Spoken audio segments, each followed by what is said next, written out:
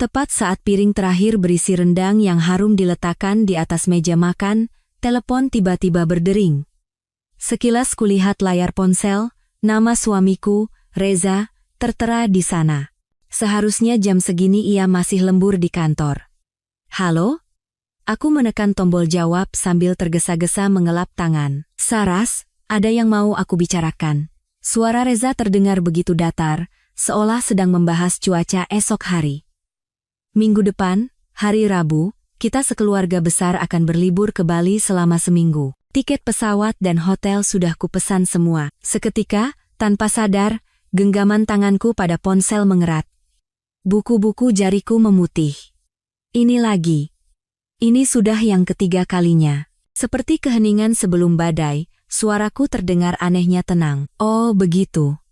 Berarti bapak, ibu, Bimo dan pacarnya, juga tante dan sepupunya. Pas 6 orang, ya? Aku sengaja berkata dengan nada ceria. Nah, villa yang kupesan kali ini kamarnya cuma 3, jadi kalau terlalu ramai nanti sempit dan tidak nyaman. Jadi, kamu tidak usah ikut, ya? Aku menarik napas dalam-dalam. Kupandangi meja makan yang penuh dengan 2 lauk utama rendang dan semur daging serta sayur lodeh, semua kesukaan Reza yang telah kusiapkan dengan sepenuh hati. Kini, semua makanan ini, bersama dengan harapanku, ditakdirkan untuk berakhir di tempat sampah. Begitu, ya? Baiklah, semoga liburan kalian menyenangkan. Suaraku terasa seperti gema yang datang dari tempat yang sangat jauh. Memang istriku, Saras, yang paling pengertian.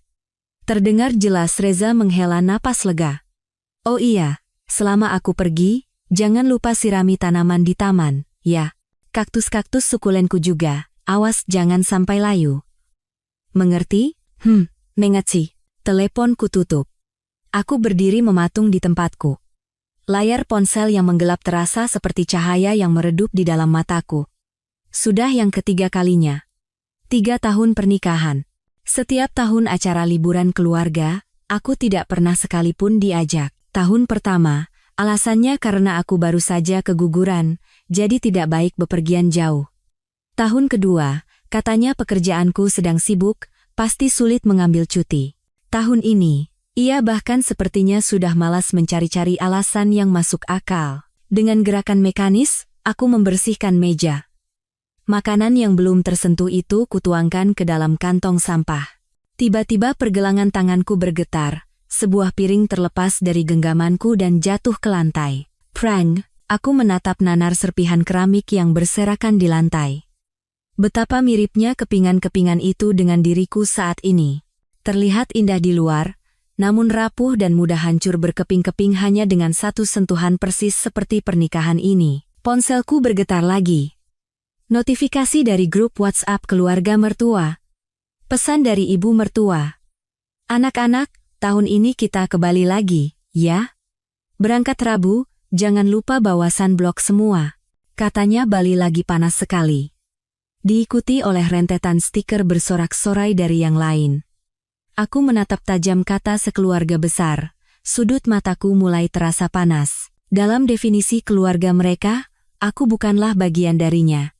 Aku hanyalah orang luar, seorang asisten rumah tangga tanpa bayaran. Kukeluarkan foto keluarga yang diambil di Lombok tahun lalu.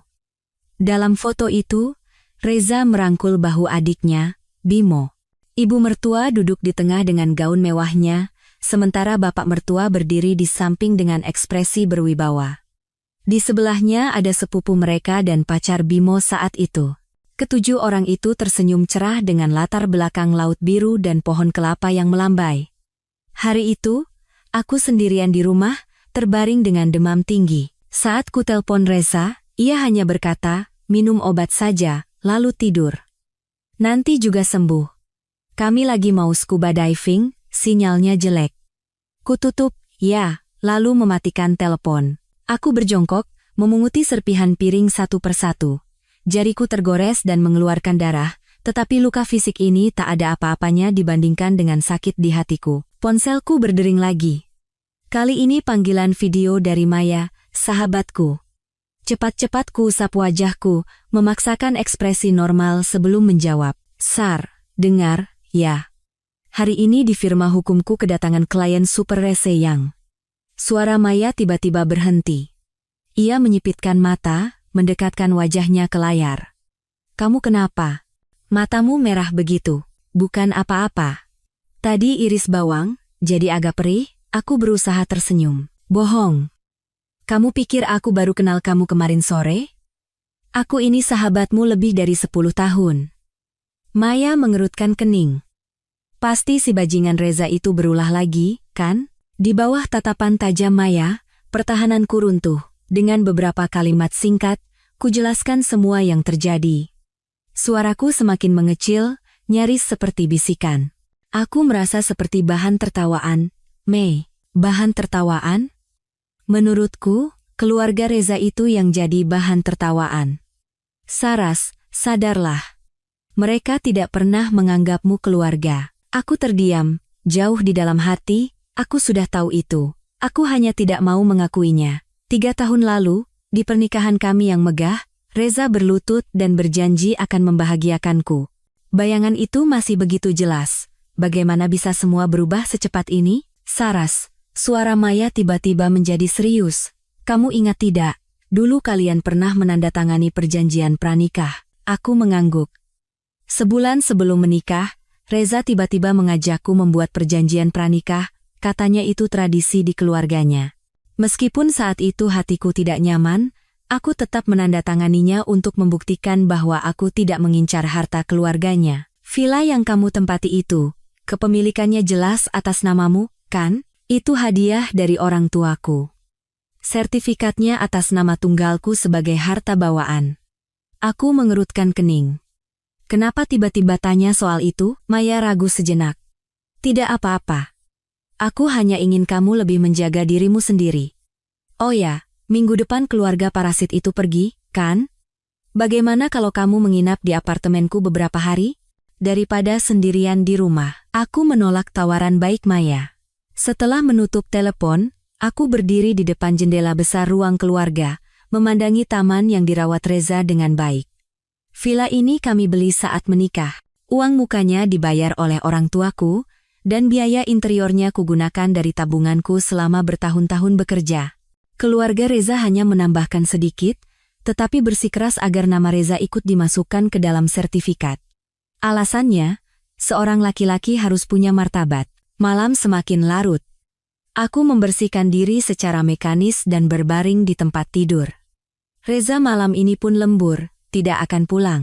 Sejak 6 bulan lalu, frekuensi lemburnya semakin sering, dan aku sudah berhenti bertanya. Berbaring menatap langit-langit, sebuah pertanyaan melintas di benakku.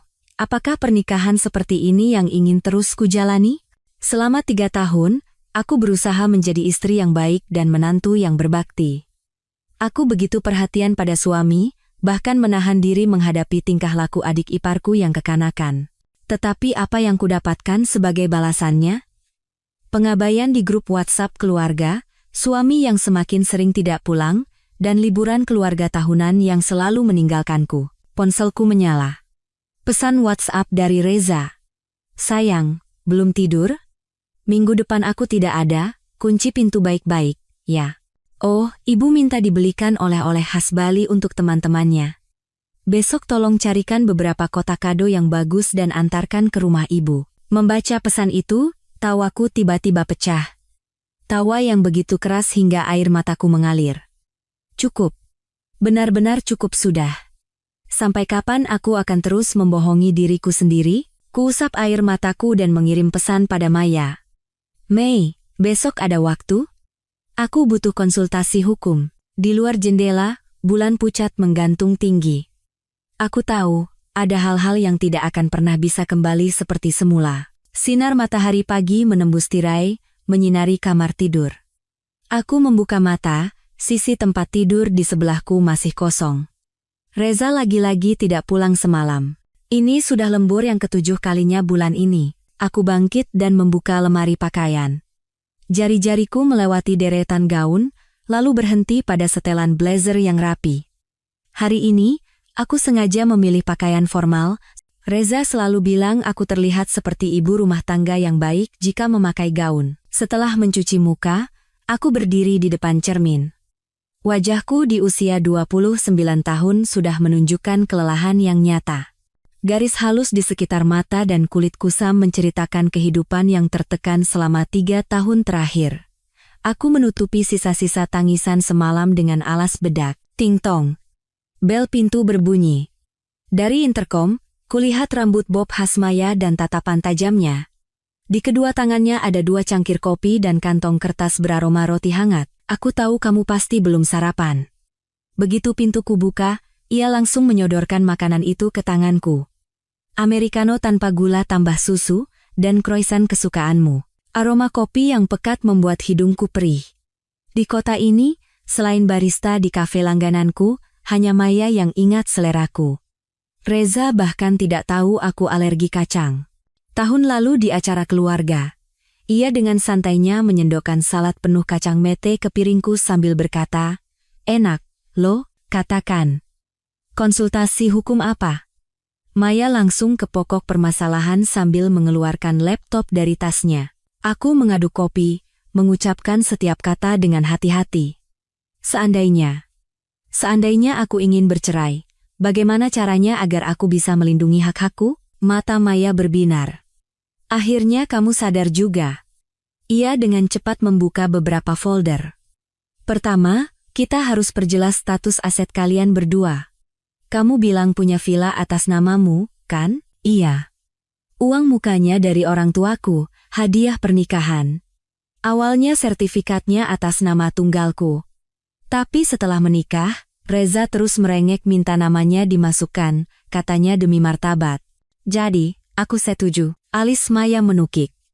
Kapan itu? Sekitar 6 bulan setelah menikah. Waktu itu dia merajuk setiap hari.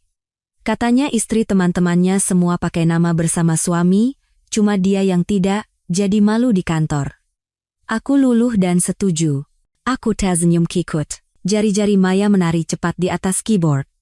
Ini agak rumit, tapi karena itu harta bawaan dan uang muka dari kamu, bagianmu dan kenaikan nilainya seharusnya menjadi milikmu. Biaya interior siapa yang bayar? Sebagian besar dari tabunganku selama bekerja. Sekitar 1 miliar rupiah. Keluarga Reza cuma bantu 200 juta. Bukti-buktinya ada? Aku mengangguk. Kontrak interior dan semua bukti transfernya kusimpan baik-baik. Maya memasang ekspresi puas. Bagus. Selanjutnya, kita butuh bukti lain. Apa kamu tahu persis berapa penghasilan Reza? Pertanyaan itu membuatku tertegun. Penghasilan Reza? Setelah menikah, kami sepakat untuk mengelola keuangan masing-masing. Ia hanya memberitahuku angka perkiraan, tapi aku tidak pernah bertanya secara spesifik. Mungkin sekitar 1,5 miliar setahun, setiap bulan dia memberiku 15 juta untuk biaya hidup. Pengeluaran lain kami tanggung masing-masing. Alis Maya nyaris tegak lurus. Apa? 3 tahun menikah masih pisah uang? Lalu cicilan KPR villa siapa yang bayar? Aku yang bayar. Suaraku semakin pelan. Reza bilang uangnya harus untuk investasi. Dan orang tuanya sudah tua, jadi harus siapkan dana untuk biaya rumah sakit. Saras. Maya menggebrak meja. Kamu itu ditipu, tahu tidak? Ini bukan hubungan pernikahan yang normal. Mataku kembali memanas. Mengungkapkan semua ini membuatku merasa begitu bodoh. Di mata orang lain, aku adalah seorang nyonya yang tinggal di villa mewah dan mengendarai mobil Eropa. Tapi kenyataannya, aku harus berpikir 2 kali hanya untuk membeli sepotong blazer yang bagus. Sementara itu, Reza bisa dengan mudah membelikan gelang giok seharga ratusan juta untuk ibunya. Kita harus cek kondisi keuangannya, kata Maya serius. Ada kesempatan untuk mengakses komputer atau dokumen-dokumennya, ruang kerjanya selalu dikunci. Katanya ada data klien penting di sana. Tiba-tiba aku teringat sesuatu, tapi aku punya kunci cadangannya. Aku bisa masuk saat dia tidak ada. Hati-hati. Jangan sampai ketahuan, Maya mengingatkan. Yang penting adalah rekening koran, catatan investasi, dan, ia ragu sejenak. Bukti perselingkuhan. Apa ada? Jantungku seperti ditusuk. Perselingkuhan. Kemungkinan yang selama ini coba kuabaikan, akhirnya muncul ke permukaan. Setelah Maya pergi, Aku berdiri di depan pintu ruang kerja Reza, menggenggam kunci di tanganku. Saat menikah, kami berjanji untuk saling menghormati privasi. Aku tidak pernah sekalipun lancang memasuki ruang pribadinya. Hari ini, aku harus melanggar aturan itu. Suara kunci yang masuk ke lubang terdengar begitu keras. Saat pintu terbuka, aroma parfum pria yang samar menusuk hidungku. Ruang kerja itu sangat rapi. Buku-buku hukum di rak tersusun sesuai tinggi, dan meja kerjanya bebas debu. Pertama, aku memeriksa laci. Laci atas berisi dokumen kerja biasa. Laci tengah ada beberapa album foto.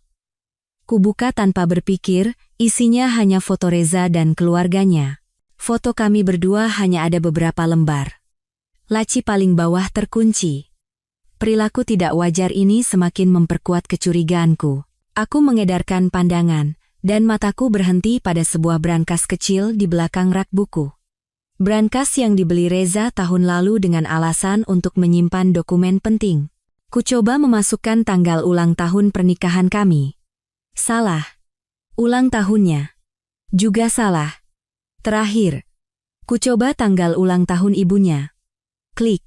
Brankas itu terbuka. Di dalamnya, ada tumpukan dokumen yang tertata rapi.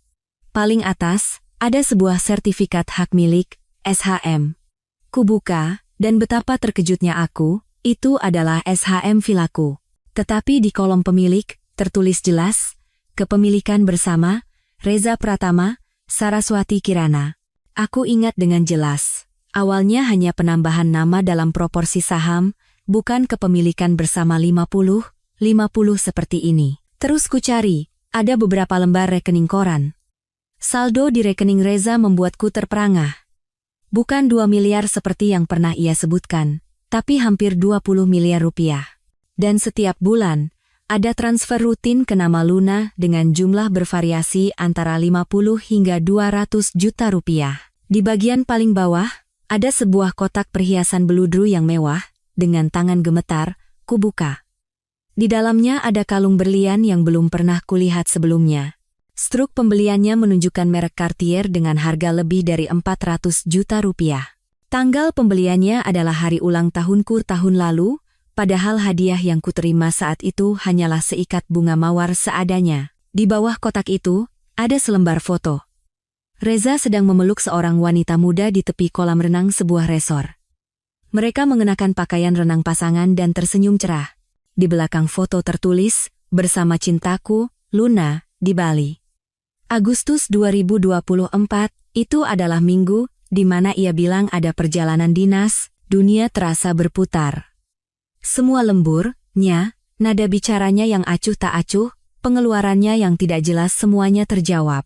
Getaran ponsel yang tiba-tiba membuatku nyaris menjatuhkan foto itu. Pesan dari Reza. Sayang, aku malam ini tidak bisa makan malam di rumah. Ada acara kantor. Aku menatap tajam pesan itu, lalu perhatianku tertuju pada foto profil WhatsApp-nya. Ia duduk di sebuah restoran mewah. Di lensa kacamatanya, terpantul gelas anggur dan tangan dengan kuteks merah di seberangnya.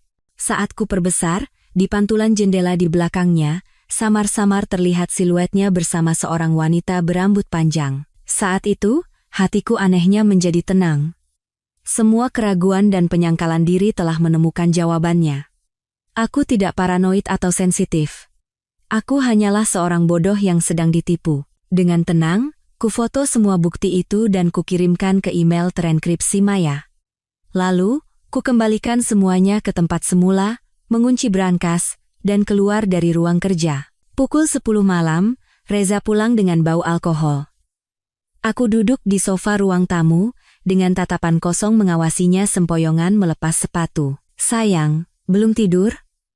Ia mendekat, hendak menciumku, tapi aku memalingkan wajah. Kamu bau parfum. Aku tidak suka, kataku datar. Reza terdiam sejenak, lalu tertawa. Tadi habis menemani klien, sayang. Mau bagaimana lagi, terpaksa kena sedikit. Kliennya pakai parfum banyak sekali. Oh, ya? Aku menatap lurus ke matanya. Klien yang namanya Luna itu juga? Ekspresi Reza menegang. Pengaruh alkoholnya seolah sirna separuh. Kakakmu bicara apa? Bukan apa-apa. Aku berdiri. Tiba-tiba teringat saja. Pasti melelahkan sekali, ya. Setiap bulan harus menemani klien yang sama berkali-kali. Wajah Reza memerah dan memucat. Saras, dengarkan aku. Aku bisa jelaskan, tidak perlu penjelasan. Aku memotongnya. Aku lelah, mau tidur duluan. Besok kan aku harus membeli kotak kado untuk oleh-oleh ibu. Kamu tidak lupa, kan? Aku berbalik dan masuk ke kamar tidur, meninggalkan Reza yang termangu sendirian di ruang tamu. Setelah menutup pintu, aku bersandar. Terdengar suara langkah panik dan bisikan di telepon dari luar. Pasti ia sedang memberitahu si Luna itu. Ponselku menyala. Pesan dari Maya. Bukti sudah kuterima. Ini skakmat. Besok datang ke firma, kita bicarakan detailnya. Kali ini, kamu harus dengarkan aku. Ku ketik oke dan menghapus riwayat percakapan. Aku berbaring di tempat tidur, menatap langit-langit. Hatiku anehnya damai. Saras yang dulu pasti sudah membasahi bantal dengan air mata karena ini, tapi Saras yang sekarang hanya bisa tertawa sinis. Reza membuka pintu dengan hati-hati dan berbaring di sebelahku, seolah tidak terjadi apa-apa.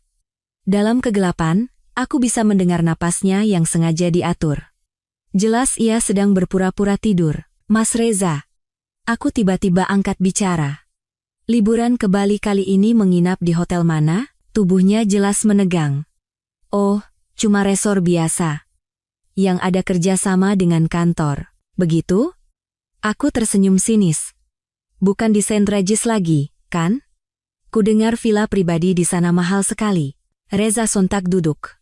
Kamu menyelidikiku. Menyelidiki? Aku berbalik menghadapnya. Cahaya bulan menyorot wajahnya yang dipenuhi keterkejutan dan amarah. Perlu, ya? Sepertinya kamu lupa memblokir akun Facebookku. Tanggal 8 November tahun lalu, check-in di St. Regis Bali. Kalung Cartier di foto itu bagus sekali, loh. Wajah Reza mengeras. Saraswati, beraninya kamu memeriksa ponselku. Dibandingkan kamu selingkuh, apa salahnya aku cuma melihat ponsel? 3 tahun menikah, keuangan masing-masing. Aku seperti babu melayani kamu dan keluargamu, dan balasannya kamu memelihara perempuan lain di luar sana. Mas Reza, kamu benar-benar tidak pernah mengecewakanku, ya. Wajah Reza memucat, lalu tiba-tiba ia meraih bantal dan melemparkannya sekuat tenaga ke dinding. Cukup. Kamu pikir aku mau begini? Aku muak setiap hari pulang ke rumah melihat wajah murungmu itu. Luna 100 kali lebih perhatian darimu. Dia tahu cara membuat pria senang. Aku menatapnya yang seperti orang gila dalam diam. Tiba-tiba aku merasa sangat geli. Pria inilah yang kunikahi meskipun ditentang oleh orang tuaku. Seorang pengecut yang berselingkuh lalu dengan angkuh menyalahkan orang lain. Baiklah, kataku enteng. Kita cerai saja. Kamu bisa hidup dengan si Luna itu, dan aku bisa hidup tenang. Cerai? Reza tertawa seolah mendengar lelucon. Jangan mimpi. Separuh villa ini milikku. Kalau cerai, kamu mau hidup dari mana? Dengan gaji kantoranmu yang kecil itu, membayar cicilan KPR saja tidak akan cukup. Jadi ini rencananya. Ia sudah memperhitungkan semuanya. Ia yakin aku tidak akan berani bercerai. Melihat wajahnya yang pongah, tawaku pecah. Kalau begitu, kita lihat saja nanti. Reza jelas tidak menyangka aku akan bereaksi seperti ini, ia terdiam kehabisan kata.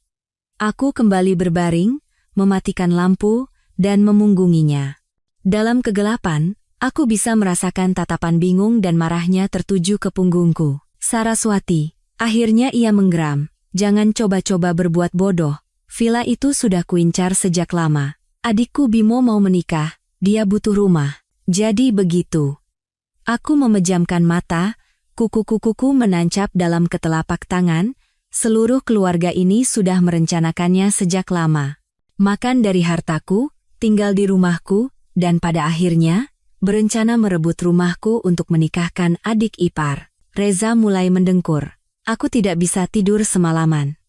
Saat fajar menyingsing, aku diam-diam bangkit, mengemasi beberapa barang penting dan dokumen, lalu keluar dari rumah itu. Udara pagi terasa sangat segar. Aku menarik napas dalam-dalam dan menelepon Maya. Mai, aku sudah memutuskan. Aku akan merebut kembali semua yang menjadi hakku. Di seberang telepon, suara Maya penuh semangat juang. Harus begitu. Aku tunggu di firma. Perang telah dimulai. Setelah menutup telepon, aku menyetop taksi. Dari kaca spion, villa tempatku tinggal selama 3 tahun perlahan menjauh. Kali ini, aku tidak akan pernah goyah lagi. Firma hukum Maya terletak di lantai 28 sebuah gedung kaca di kawasan SCBD. Aku duduk di ruang rapat. Di hadapanku, semua bukti yang telah dicetak oleh Maya terhampar. Situasinya lebih parah dari yang kukira. Maya membetulkan kacamatanya. Dari rekening koran ini, selama 2 tahun terakhir Reza telah mentransfer total 4.680 juta rupiah ke perempuan bernama Luna itu. Ini jelas-jelas tindakan pemborosan harta bersama. Aku mengangguk tanpa kata. Jariku tanpa sadar mengusap angka-angka dingin itu. 4.680 juta. Itu setara dengan gajiku selama puluhan tahun. Begitu mudahnya uang itu berpindah ke tangan perempuan lain. Yang lebih gawat lagi ini. Maya membuka setumpuk dokumen lain. Aku sudah memeriksa riwayat kredit Reza. 3 bulan lalu, dia mengambil pinjaman 10 miliar rupiah. Tujuannya renovasi rumah. Tapi villa kalian kan tidak ada rencana renovasi. 10 miliar? Aku mengangkat kepala. Dia tidak bilang apa-apa padaku. Karena dia memang tidak berniat memberitahumu, cibir Maya. Uang itu, seminggu setelah masuk ke rekeningnya, ditransfer dalam 5 tahap ke rekening Luna. Aku curiga dia membelikan rumah untuk perempuan itu. Suaraku bergetar. Apa benar begitu? Kemungkinan besar. Maya mengangguk. Tapi bukan itu masalah yang paling mendesak. Lihat ini. Ia membuka sebuah file digital. Di sana, percakapan WhatsApp antara Reza dan adiknya, Bimo, terpampang jelas. Maya menjelaskan, ini kudapatkan dari jalur khusus. Secara hukum sulit dijadikan bukti langsung, tapi cukup untuk mengetahui rencana mereka. Bimo. Mas, sudah bicara soal pinjaman dengan jaminan villa ke Mbak Saras? Reza, belum. Rencananya setelah pulang dari Bali. Akhir-akhir ini dia aneh. Sepertinya sudah curiga soal Luna. Bimo. Terus bagaimana? Rumah baru yang kulihat sama pacarku itu minggu depan harus kasih DP. Reza, tenang saja. Nama Mas kan ada di sertifikat villa itu, dia tidak bisa menolak. Kalaupun menolak, nanti biar ibu yang turun tangan. Dia kan nurut sama ibu. Aku menatap layar itu lekat-lekat. Dadaku sesak seolah ditindih batu. Mereka sudah merencanakan sejak lama untuk menjaminkan villaku demi membeli rumah baru untuk Bimo. Secara hukum, aset milik bersama bisa dijaminkan meskipun hanya dengan persetujuan salah satu pihak, kata Maya serius. Kalau mereka bergerak duluan, posisimu akan sangat dirugikan. Lalu aku harus bagaimana? Aku mengepalkan tangan. Apa aku harus pasrah saja? Tentu saja tidak. Mata Maya berkilat tajam. Kita yang harus menyerang lebih dulu. Uang muka dari orang tuamu, biaya interior sebagian besar dari kamu, semua ada buktinya. Kita bisa menuntut pembagian harta ulang dengan alasan Reza adalah pihak utama penyebab keretakan rumah tangga. Aku berpikir sejenak, lalu teringat sesuatu. Mai, bagaimana kalau kepemilikan bersama di sertifikat itu sendiri adalah hasil pemalsuan Reza? Mata Maya berbinar. Kamu punya bukti? Tidak pasti, tapi aku ingat betul. Awalnya itu pembagian saham proporsional. Lagi pula, cap dan tanda tangan di sertifikat yang ada di brankas itu kelihatannya agak aneh. Ini bisa jadi terobosan. Maya menepuk meja dengan semangat. Kalau kita bisa buktikan sertifikat itu dipalsukan, bukan hanya pengajuan jaminan menjadi tidak sah, Reza juga bisa kena tuntutan pidana. Kami menyusun rencana kasar. Pertama, aku harus diam-diam mencari bukti tambahan. Kedua, cepat memastikan keaslian sertifikat itu. Terakhir, menyiapkan gugatan cerai. Saat meninggalkan firma, Maya memberiku 1 set kunci. Ini apartemen studioku, sedang kosong, tinggal di sana untuk sementara. Jangan kembali ke villa. Reza kalau sudah terdesak bisa nekat. Aku memeluknya erat, berterima kasih. Saat keluar dari gedung, mataku silau oleh terik matahari. Ponselku berdering. Panggilan dari Reza. Aku menarik napas dalam-dalam dan menjawab, "Saraswati, kamu di mana?" Suara Reza penuh amarah. "Ibu telepon, katanya kotak kado belum kamu kirim. Besok sudah diperlukan." Aku hampir saja tertawa. Di tengah masalah sebesar ini, reaksi pertamanya adalah memarahiku karena belum menyelesaikan perintah ibunya. "Aku sedang ada urusan di luar," kataku tenang. "Kotak kadonya sudah kupesan, nanti sore akan langsung dikirim ke rumah ibu." Reza jelas bingung. Ia tidak menyangka aku akan begitu kooperatif. "Oh, ya, sudah. Soal semalam. Semalam kenapa?" Aku sengaja bertanya balik. "Kamu kan mabuk berat."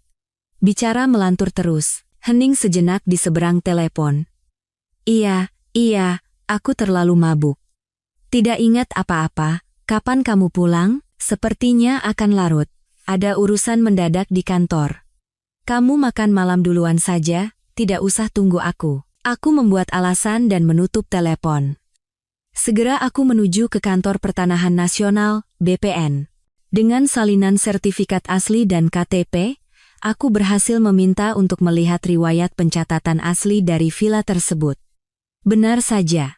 Di sana tercatat jelas, kepemilikan bersama dengan hak bagian, Saraswati Kirana 70%, Reza Pratama 30%. Namun, sertifikat yang ada sekarang tertulis, kepemilikan bersama tanpa proporsi.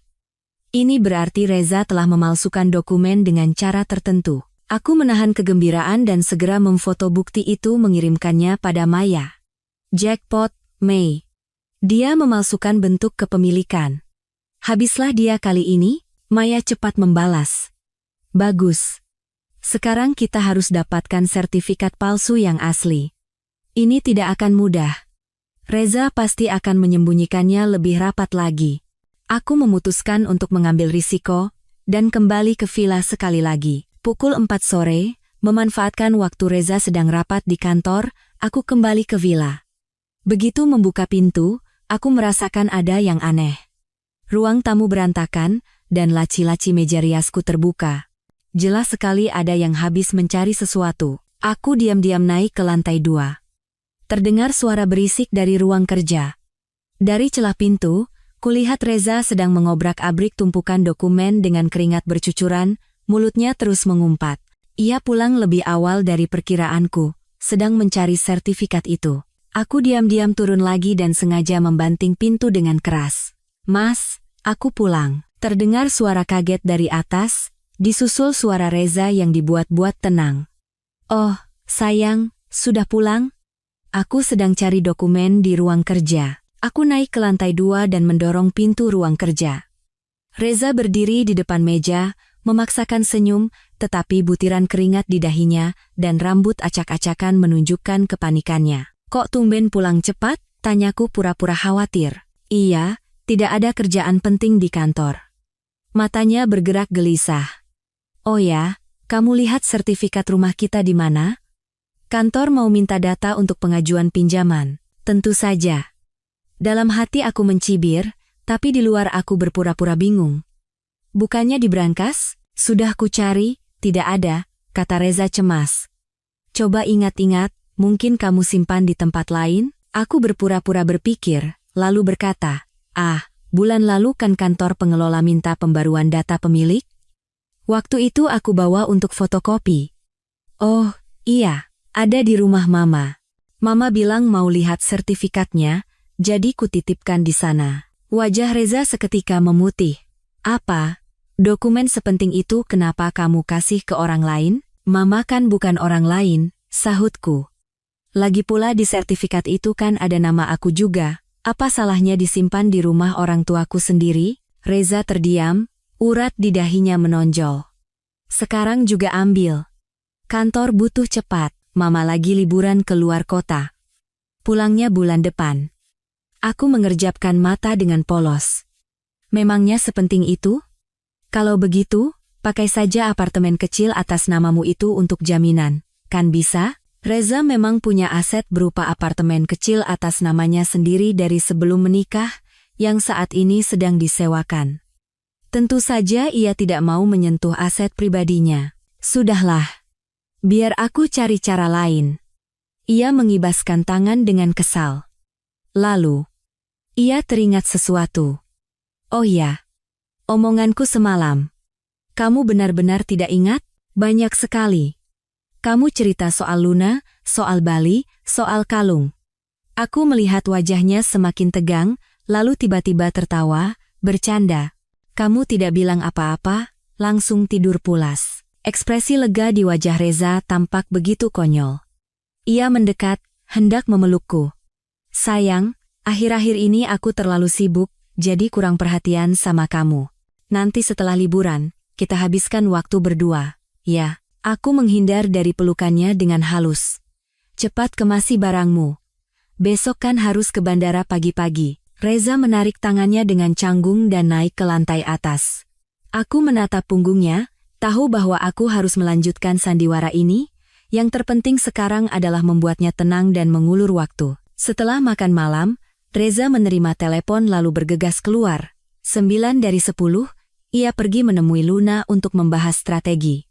Aku segera menggeledah ruang kerjanya. Akhirnya, di dalam sebuah buku hukum yang tebal di rak paling atas, kutemukan sertifikat palsu itu. Cepat-cepat kufoto sebagai bukti, lalu kusimpan kembali. Saat hendak pergi, sebuah amplop di laci meja menarik perhatianku.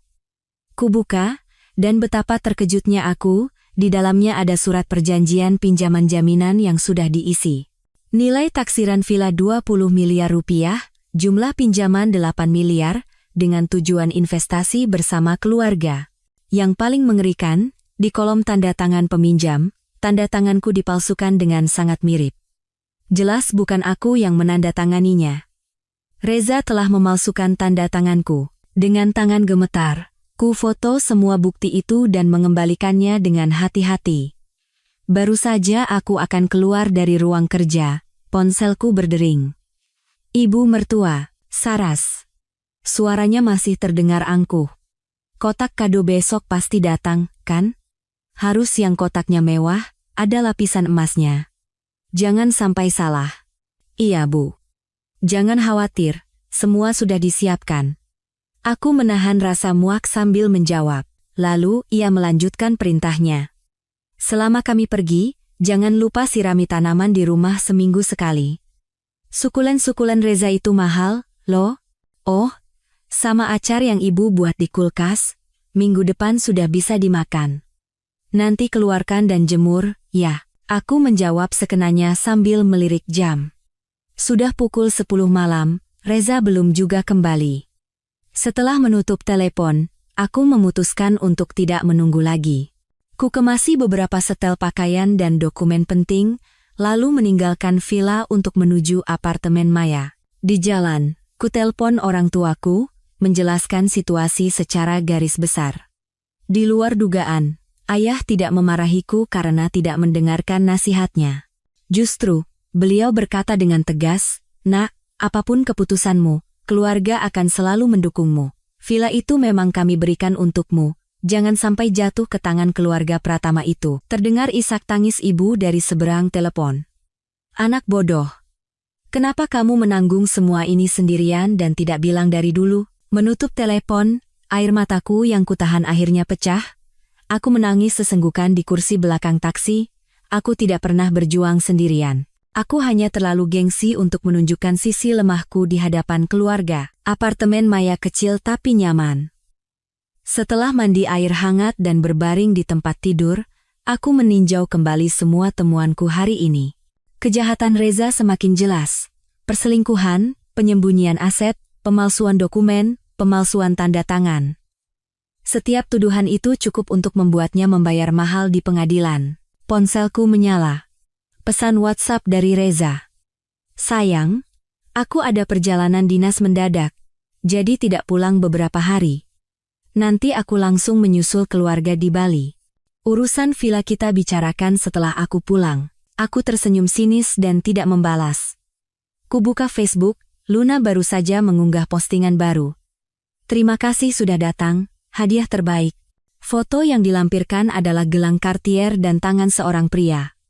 Jam tangan di pergelangan pria itu adalah hadiah ulang tahun yang kuberikan pada Reza tahun lalu. Dengan tenang, kusimpan tangkapan layar itu dan mematikan ponsel. Besok, perang akan memasuki babak baru. Dan kali ini, tidak akan ada lagi ampun. Sinar matahari pagi menembus tirai tipis. Saat membuka mata, butuh beberapa detik bagiku untuk menyadari di mana aku berada. Apartemen studio Maya memang kecil, tapi aku bisa tidur paling nyenyak selama 3 tahun terakhir di sini. Ada 3 panggilan tak terjawab di ponselku, semua dari Reza. Dan 1 pesan WhatsApp, kenapa telepon tidak diangkat, aku mau naik pesawat, kunci rumah baik-baik. Aku tersenyum sinis, lalu memblokir nomor dan semua kontaknya. Aku turun dari tempat tidur dan membuka kulkas. Sesuai dugaan, kulkas Maya yang gila kerja hanya berisi beberapa botol air mineral dan yogurt kedaluarsa. Setelah mandi, aku menyeduh secangkir kopi, membuka laptop, dan mulai menyusun rencana. Semalam, Maya telah mengirimkan daftar langkah-langkah detail yang harus kuambil. Langkah pertama adalah mengamankan semua aset pribadiku. Aku masuk ke internet banking dan memeriksa semua rekening atas namaku. Untungnya, rekening gajiku ada di bank yang tidak diketahui Reza. Selama 3 tahun, aku berhasil menabung hampir 400 juta rupiah. Di rekening gabungan kami, ada simpanan sekitar 250 juta rupiah. Secara teori, masing-masing berhak atas setengahnya. Aku mencibir. Reza sudah memberikan lebih dari 4 miliar pada kekasihnya. Aku menelepon bank dan untuk sementara membekukan rekening gabungan dengan alasan ada aktivitas mencurigakan. Dengan begitu, Reza tidak akan bisa menarik uang selama liburannya. Selanjutnya, bagian terpenting, villa. Sesuai saran Maya, aku harus segera melaporkan kehilangan sertifikat dan mengajukan penerbitan ulang. Tapi sebelum itu, aku harus memastikan Reza tidak bisa menggangguku. Telepon berdering. Ayahku. Nak, ayah sudah menghubungi teman lama ayah, pengacara Budi. Dia sangat berpengalaman dalam sengketa properti. Katanya, kita harus cepat-cepat menuntut Reza atas pemalsuan dokumen, sekaligus mengajukan permohonan sita jaminan. Ayah. Tenggorokanku tercekat. Maafkan aku tidak mendengarkan nasihat ayah dan ibu dulu. Anak bodoh, bicara apa kamu ini? Suara ayah terdengar sangat tegas. Yang penting sekarang adalah merebut kembali hakmu. Ayah dan ibu sore ini ke Jakarta, kami akan menginap di hotel. Kita hadapi ini bersama-sama. Menutup telepon, mataku kembali memanas. Orang tua akan selamanya menjadi benteng terkuatku, dan aku, hanya karena seorang pria tak berharga, telah menjauhi mereka selama 3 tahun. Setelah bersiap, aku langsung menuju kantor pertanahan. Dengan salinan sertifikat asli dan KTP, aku berhasil menyelesaikan prosedur pelaporan kehilangan. Petugas memberitahu bahwa sertifikat baru akan terbit dalam 7 hari kerja. Jika ada yang mencoba menggunakan sertifikat yang sudah dilaporkan hilang untuk mengajukan jaminan, apakah itu sah? Tanyaku hati-hati. Petugas itu menggeleng. Begitu pengumuman kehilangan diterbitkan, sertifikat lama otomatis tidak berlaku. Tapi jika ibu khawatir, ibu bisa mengajukan permohonan pemblokiran transaksi. Dengan begitu, dalam jangka waktu tertentu, tidak ada yang bisa melakukan transaksi apapun atas properti tersebut. Inilah yang kubutuhkan. Aku segera mengisi formulir pemblokiran transaksi. Di kolom alasan, kutulis dengan jelas, dugaan pemalsuan dokumen oleh salah satu pemilik bersama. Meninggalkan kantor pertanahan, aku menghela napas lega. Untuk sementara, villa itu aman. Sekalipun Reza membawa sertifikat palsu itu ke semua bank, ia tidak akan mendapatkan pinjaman sepeser pun. Ponselku berdering. Nomor tak dikenal. Saat ku jawab, seorang pria memperkenalkan diri sebagai Andi dari agensi properti amanah. Dengan Ibu Saraswati? Betul? Begini, Bu, ada calon pembeli yang menawar villa yang Ibu titipkan seharga 21 miliar. Kapan kira-kira kita bisa bertemu untuk negosiasi? Aku tertegun. Apa? Saya tidak pernah menitipkan rumah saya untuk dijual. Di seberang telepon, orang itu juga bingung. Loh? Tapi kemarin Bapak Reza datang membawa sertifikat dan fotokopi KTP Ibu Saraswati. Katanya suami istri sepakat menitipkan penjualan villa ini. Darahku terasa mendidih. Reza. Bajingan itu bergerak lebih cepat bahkan sebelum aku sempat melapor. Dengar, Pak Andi, aku menahan amarah. Surat kuasa itu palsu. Sertifikatnya sudah saya laporkan hilang dan sedang dalam proses penerbitan ulang. Jika perusahaan Bapak melanggar prosedur dan tetap memprosesnya, bersiaplah menerima surat somasi dari pengacara saya. Kututup telepon dan segera menghubungi Maya. Mendengar ceritanya, ia murka. Reza benar-benar nekat. Saras, kita harus bergerak lebih cepat. Sekarang bagaimana? Tanyaku. Dia bisa saja menghubungi agensi lain. Pertama, kita harus memberitahu semua agensi properti besar dan bank bahwa villa itu sedang dalam sengketa kepemilikan. Kedua, segera tuntut Reza atas pemalsuan dokumen dan tanda tangan. Terakhir, Maya berhenti sejenak. Bagaimana kalau jual saja villa itu? Jual? Aku terkejut. Rumah itu penuh dengan hasil jerih payahku. Mulai dari desain, pemilihan material, hingga interior, setiap sudutnya ada sentuhan tanganku. Tapi setelah kupikir lagi, apa gunanya terus tinggal di sana? Setiap hari berhadapan dengan kenangan pahit, aku akan menjualnya, kataku tegas. Tapi setelah aku mendapatkan kembali kepemilikan penuhnya, pilihan yang cerdas, setuju Maya. Oh ya, orang tuamu sudah datang? Pak Budi ingin bertemu kita sore ini. Pukul 3 sore, di ruang pertemuan sebuah hotel, aku bertemu orang tuaku dan Pak Budi. Begitu melihatku, ibu langsung memelukku erat dengan mata berkaca-kaca. Kamu kurus sekali, nak. Pak Budi adalah seorang pria paruh baya yang tampak cerdas. Beliau meneliti semua bukti yang kukumpulkan dengan saksama, sesekali mengangguk. Buktinya sangat kuat. Tindakan Pak Reza ini jelas memenuhi unsur pidana pemalsuan surat dan penipuan. Bisa diancam hukuman penjara hingga 3 tahun. Penjara? Aku menggeleng. Saya hanya ingin cepat bercerai dan mendapatkan kembali aset saya. Saya tidak ingin memperpanjang masalah ini menjadi kasus pidana. Bagaimanapun, kami pernah bersama selama 3 tahun. Pak Budi memahami maksudku dan mengangguk. Kalau begitu, kita fokus pada gugatan perdata. Menurut hukum perkawinan, tindakan Pak Reza yang hidup bersama wanita lain layaknya suami istri dan memberikan aset dalam jumlah besar selama masa perkawinan adalah kesalahan fatal. Dalam pembagian harta, ia bisa mendapatkan bagian yang lebih sedikit, atau bahkan tidak sama sekali. Kami menyepakati strategi gugatan. Pertama, mengajukan sita jaminan untuk membekukan aset atas nama Reza. Kemudian, mengajukan gugatan cerai, menuntut pembagian ulang kepemilikan villa, dan sekaligus menuntut ganti rugi atas harta bersama yang telah dihabiskan Reza. Ada satu masalah lagi, Pak Budi membetulkan kacamatanya. Apakah kita tahu di mana posisi Pak Reza sekarang? Pengadilan perlu mengirimkan surat panggilan. Aku membuka WhatsApp dan masuk ke grup keluarga mertua. Meskipun notifikasinya kumatikan, aku masih bisa melihat foto yang mereka unggah. Foto terbaru adalah foto keluarga di sebuah pantai di Bali. Reza merangkul pinggang Luna dan tersenyum cerah. Keterangannya, foto keluarga. Calon menantu baru, Luna. Sayang menantu lama tidak ikut. Tanganku gemetar hebat hingga nyaris tak bisa memegang ponsel. Jadi begitu. Liburan keluarga Reza sejak awal memang sudah direncanakan untuk membawa Luna, dan aku, istri sahnya, disingkirkan sepenuhnya. Dia ada di Hotel Mulia, Bali. Aku menyerahkan ponselku pada Pak Budi dengan datar. Di foto itu tertera waktu dan lokasi. Pak Budi memfoto bukti itu, lalu bertanya, "Kapan Ibu Saraswati berencana mengambil semua barang-barang dari villa? Saya akan membereskannya hari ini." Aku sudah membulatkan tekad. Karena Reza berani membawa kekasihnya berpura-pura menjadi keluarga dalam liburan, aku juga tidak perlu lagi menjaga mukanya. Kembali ke villa, aku mulai mengemasi barang-barang pribadiku secara sistematis. Buku-buku kuliahku di ruang kerja, pakaian dan sepatu di ruang ganti, peralatan makan yang kupilih dengan cermat di dapur. 3 tahun pernikahan ternyata menumpuk banyak sekali barang. Saat sedang berkemas, bel pintu berbunyi.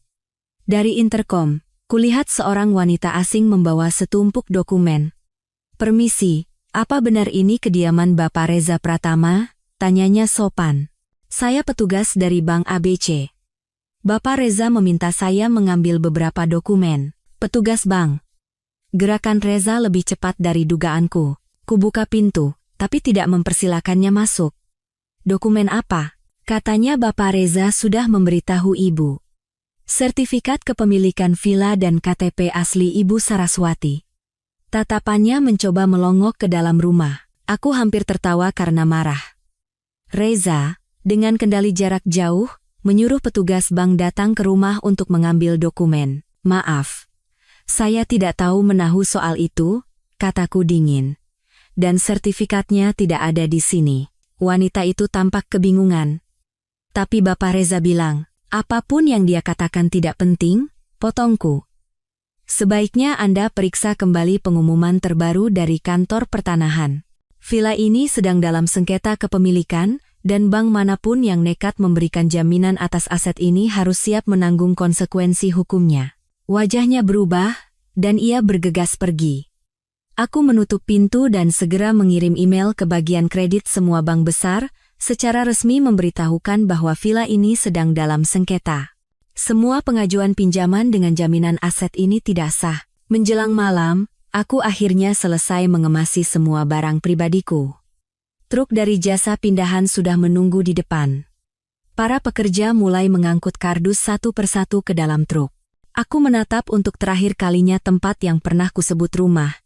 Tidak ada sedikit pun rasa sesal di hatiku. Tunggu sebentar. Tiba-tiba aku teringat sesuatu. Aku kembali ke kamar dan mengambil sebuah kotak kecil dari nakas. Di dalamnya ada sepasang anting mutiara, satu-satunya peninggalan dari nenekku. Selama 3 tahun, aku tidak berani memakainya karena terlalu berharga. Sekarang, akhirnya anting itu bisa kembali ke pemiliknya. Aku mengunci pintu depan dan menitipkan kunci pada petugas keamanan di pos satpam, memberitahukan bahwa aku pindah. Semua urusan terkait villa ini akan ditangani oleh pengacaraku. Pak Satpam itu sudah mengenalku sejak hari pertama aku pindah.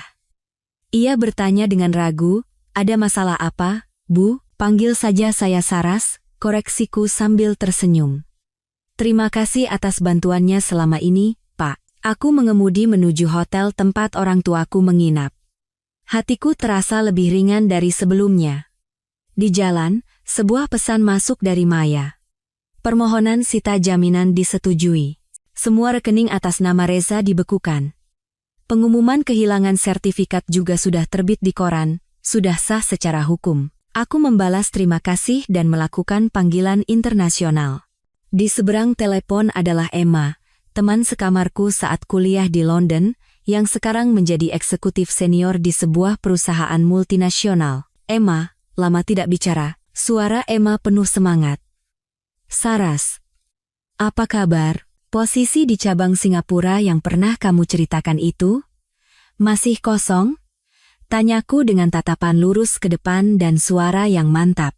"Sepertinya, aku butuh awal yang baru." Seminggu kemudian, aku duduk di kantor Pak Budi, meninjau kembali draft gugatan cerai yang baru saja selesai. Gugatan itu merinci semua kesalahan Reza, hidup bersama wanita lain, memalsukan dokumen, menghabiskan harta bersama. Setiap poin didukung oleh bukti yang kuat. Pengadilan sudah menerima berkasnya. Surat panggilan akan segera dikirimkan ke hotel tempat Pak Reza menginap di Bali, kata Pak Budi sambil menyerahkan setumpuk dokumen lain. "Ini adalah surat penetapan sita jaminan. Semua rekening bank, saham, dan properti atas nama Pak Reza telah dibekukan." Aku mengangguk, membalik halaman terakhir. Reaksi Reza lebih hebat dari yang kubayangkan. Tepat di hari ia menerima surat dari pengadilan, ia hendak pulang dari Bali, tetapi kartu kreditnya dibekukan sehingga ia bahkan tidak bisa membeli tiket pesawat. Akhirnya ia harus meminjam uang dari adiknya. "Dia mungkin sudah tiba di Jakarta sekarang," Pak Budi mengingatkan. "Apakah Anda perlu mencari tempat yang lebih aman untuk sementara?" "Tidak perlu, Pak." Aku menggeleng. Sudah waktunya saya menghadapinya secara langsung. Baru saja kalimat itu selesai, ponselku berdering hebat. Nama Reza berkedip-kedip di layar. Ini adalah nomor kesekian yang ia gunakan setelah kublokir. Aku menekan tombol jawab dan mengaktifkan pengeras suara. Saraswati, kamu sudah gila, hah? Teriakan Reza menggema di seluruh ruangan. Beraninya kamu menggugatku? Membekukan semua rekeningku? Pak Reza, kataku tenang. Tolong jaga ucapan Anda. Pengacara saya sedang merekam pembicaraan ini. Hening sejenak di seberang telepon. Kemudian, suaranya melunak. Saras, sayang, apa kita harus sampai seperti ini? Kita bisa bicarakan baik-baik, kan? Aku tersenyum sinis. Saat kamu memalsukan sertifikat dan tanda tangan di surat perjanjian pinjaman, kenapa kamu tidak berpikir untuk bicara baik-baik denganku? Saat kamu membawa pacarmu liburan dan pamer sebagai keluarga, kenapa kamu tidak berpikir untuk bicara baik-baik? Itu semua salah paham. Reza mencoba berkilah dengan panik. Luna itu hanya sepupu jauhku. Foto keluarga itu cuma bercanda.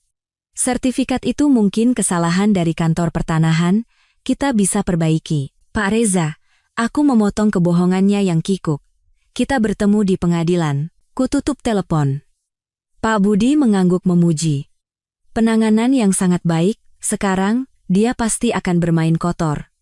Kita harus bersiap. Benar saja, kurang dari 30 menit kemudian, pesan darurat masuk dari Maya. Reza membawa orang tuanya ke villa. Dia mengamuk di pos satpam, menuntut kunci diganti. Aku dan Pak Budi segera meluncur ke sana. Dari kejauhan, suara melengking ibu mertua sudah terdengar.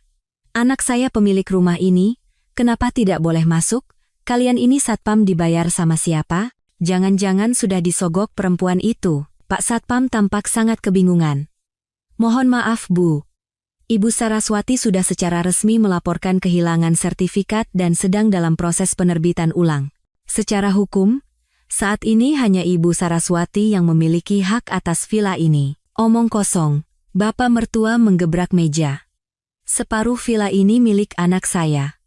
Siapa Saraswati itu? Beraninya melarang anak saya masuk ke rumahnya sendiri? Aku menarik napas dalam-dalam, lalu membuka pintu dan melangkah masuk. Bapak, Ibu. Lama tidak bertemu. Liburan di Bali menyenangkan? Foto keluarganya bagus sekali, loh. Ketiga orang itu serentak menoleh. Ekspresi mereka tak ternilai harganya. Wajah Reza ungu seperti hati babi, dan ibu mertua menatapku seolah ingin memakanku hidup-hidup. Saraswati. Ibu mertua menerjang, hendak menjambakku. Dasar menantu tidak tahu diuntung. Beraninya kamu memperlakukan anakku seperti ini? Pak Budi melangkah maju, menghalangi jalanku. Mohon jaga sikap Anda, Bu. Melakukan kekerasan fisik adalah tindakan melanggar hukum. Kami merekam semua kejadian ini. Tangan ibu mertua berhenti di udara. Wajahnya memucat, lalu ia menarik tangannya kembali. Hebat sekali kamu sekarang, ya, bawa-bawa pengacara untuk melawan mertua. Saraswati, Reza mendorong ibunya ke samping dan menggeram. Apa maumu sebenarnya? Sederhana. Aku menatap lurus ke matanya. Bercerai, dan mendapatkan kembali semua aset yang menjadi hakku. Jangan mimpi. Teriak Reza. Namaku ada di sertifikat itu.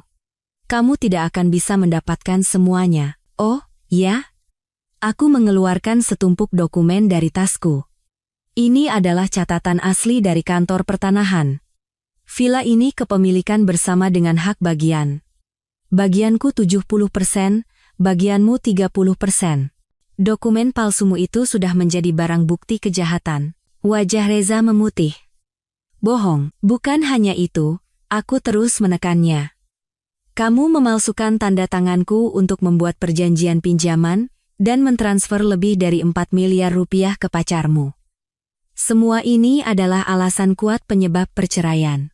Menurut hukum, kamu bukan hanya tidak akan mendapatkan bagian dari villa ini, tapi juga harus membayar ganti rugi padaku. Ibu mertua tidak tahan lagi. Tidak mungkin. Anakku sudah memberimu makan selama bertahun-tahun, bukannya berterima kasih malah menggigit. Memberi saya makan? Tawaku hampir meledak.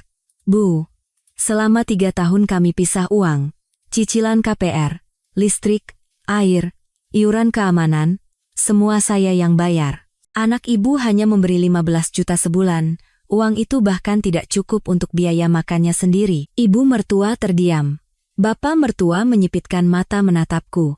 Saras, kita ini kan keluarga, kenapa harus dipermasalahkan seperti ini? Reza memang salah, tapi kamu juga tidak sepenuhnya benar. Laki-laki kadang bisa berbuat khilaf. Khilaf, potongku. Memalsukan dokumen itu khilaf, menghabiskan harta bersama itu khilaf, membawa pacar berpura-pura menjadi istri saat liburan itu khilaf. Reza tiba-tiba menerjang, mencoba merebut dokumen di tanganku, tapi dihalangi oleh Pak Budi. Ia seperti binatang yang terpojok. Saraswati, jangan paksa aku punya banyak kenalan. Aku bisa membuat hidupmu sengsara di Jakarta ini, tahu. Ancaman terhadap klien saya, ya. Pak Budi dengan tenang menekan tombol rekam di ponselnya. Pak Reza, rekaman ini akan menjadi bukti yang sangat memberatkan Anda.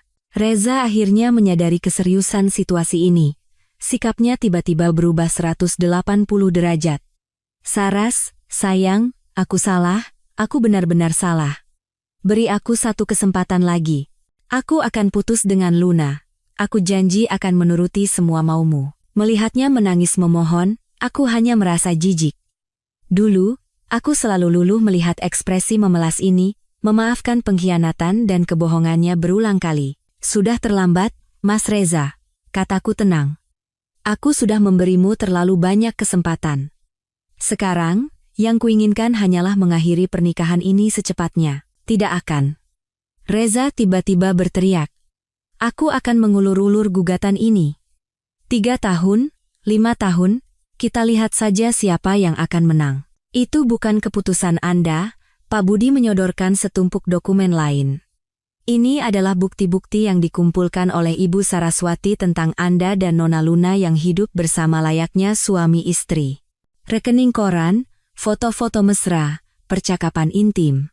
Jika semua ini diajukan ke pengadilan, proses cerai bukan hanya akan dipercepat, Anda juga akan dituntut membayar ganti rugi yang besar. Reza terduduk lemas di kursi, seperti balon yang kempes. Ibu mertua hendak mengatakan sesuatu lagi, tapi ditahan oleh bapak mertua. Mereka berdua akhirnya sadar bahwa kali ini, anak kesayangan mereka telah menabrak tembok yang sangat keras. Saya beri waktu 3 hari, aku berdiri. Setujui perceraian secara baik-baik, villa ini menjadi milikku, aset lain dibagi sesuai hukum. Jika tetap ingin berperang di pengadilan, silakan. Tapi bersiaplah menanggung semua konsekuensi hukumnya. Meninggalkan pos satpam, aku menghela napas lega. Sinar matahari terasa hangat di wajahku. Ponselku bergetar. Email dari Emma. Terlampir di dalamnya adalah surat penawaran kerja untuk posisi direktur pemasaran di cabang Singapura. Gajinya 3 kali lipat dari gajiku saat ini. Sudah Anda putuskan? Tanya Pak Budi. Aku mengangguk. Setelah urusan di sini selesai, saya akan pindah ke Singapura, memulai hidup baru. Pilihan yang bijaksana, Pak Budi tersenyum. Tapi Pak Reza tidak akan menyerah begitu saja. Dia mungkin akan menggunakan cara yang lebih licik. Saya akan menunggunya. Aku menatap villa di kejauhan. Dulu itu adalah rumahku, sekarang hanyalah sebuah bangunan dingin. Kali ini, aku tidak akan pernah mundur. 3 hari kemudian, Reza tidak menandatangani surat kesepakatan seperti yang diharapkan. Sebaliknya, ia memulai perang opini. Pertama, kerabat dari pihak mertua bergantian menelepon untuk membujuk. Kemudian, ia mengunggah tulisan sentimental di Facebook, menyiratkan bahwa aku telah berubah hati setelah bertemu pria kaya raya. Puncaknya, ia datang ke kantorku dan membuat laporan ke bagian HRD, menuduhku memiliki kehidupan pribadi yang tidak bermoral. Untungnya, aku sudah siap. Saat dipanggil oleh HRD, aku langsung menyerahkan surat pengunduran diri dan surat penawaran kerja dari perusahaan di Singapura. Di saat yang sama, Maya membantuku mengunggah klarifikasi di beberapa portal berita besar, melampirkan sebagian bukti perselingkuhan dan pemalsuan dokumen Reza. Opini publik langsung berbalik. Akun media sosial Reza diserbu oleh komentar pedas dari netizen. Tempat kerja Luna pun ikut terungkap. Mereka berdua menjadi bulan-bulanan publik. Yang lebih mengejutkan, Seorang netizen yang bersemangat bahkan berhasil mengungkap bahwa Luna ternyata menjalin hubungan dengan 3 pria sekaligus. Reza menjadi bahan tertawaan seluruh negeri. Kali ini dia benar-benar tamat, kata Maya puas. Tapi kami meremehkan betapa tidak tahu malunya Reza. Suatu malam saat hujan deras, ia datang bersama adiknya, Bimo, mendobrak masuk ke villa tempat aku sedang berkemas. Ia mengancam akan mati bersamaku. Saraswati.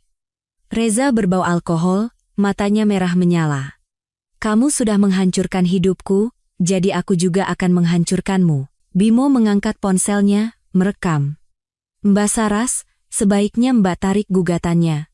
Kalau tidak, video rekonsiliasi antara Mbak dan Mas Reza ini akan tersebar besok. Aku langsung mengerti siasat licik mereka.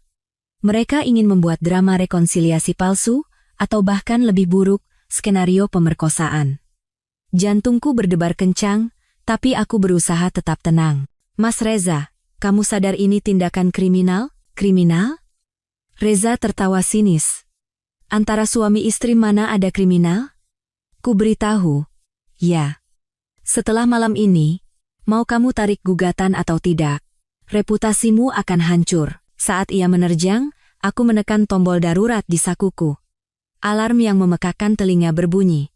Bersamaan dengan itu, 2 rekan kerja laki-laki yang sudah bersiaga di rumah sebelah mendobrak masuk dan membekuk Reza dan Bimo ke lantai. Polisi akan segera datang, kataku, menatap dingin Reza yang tersungkur.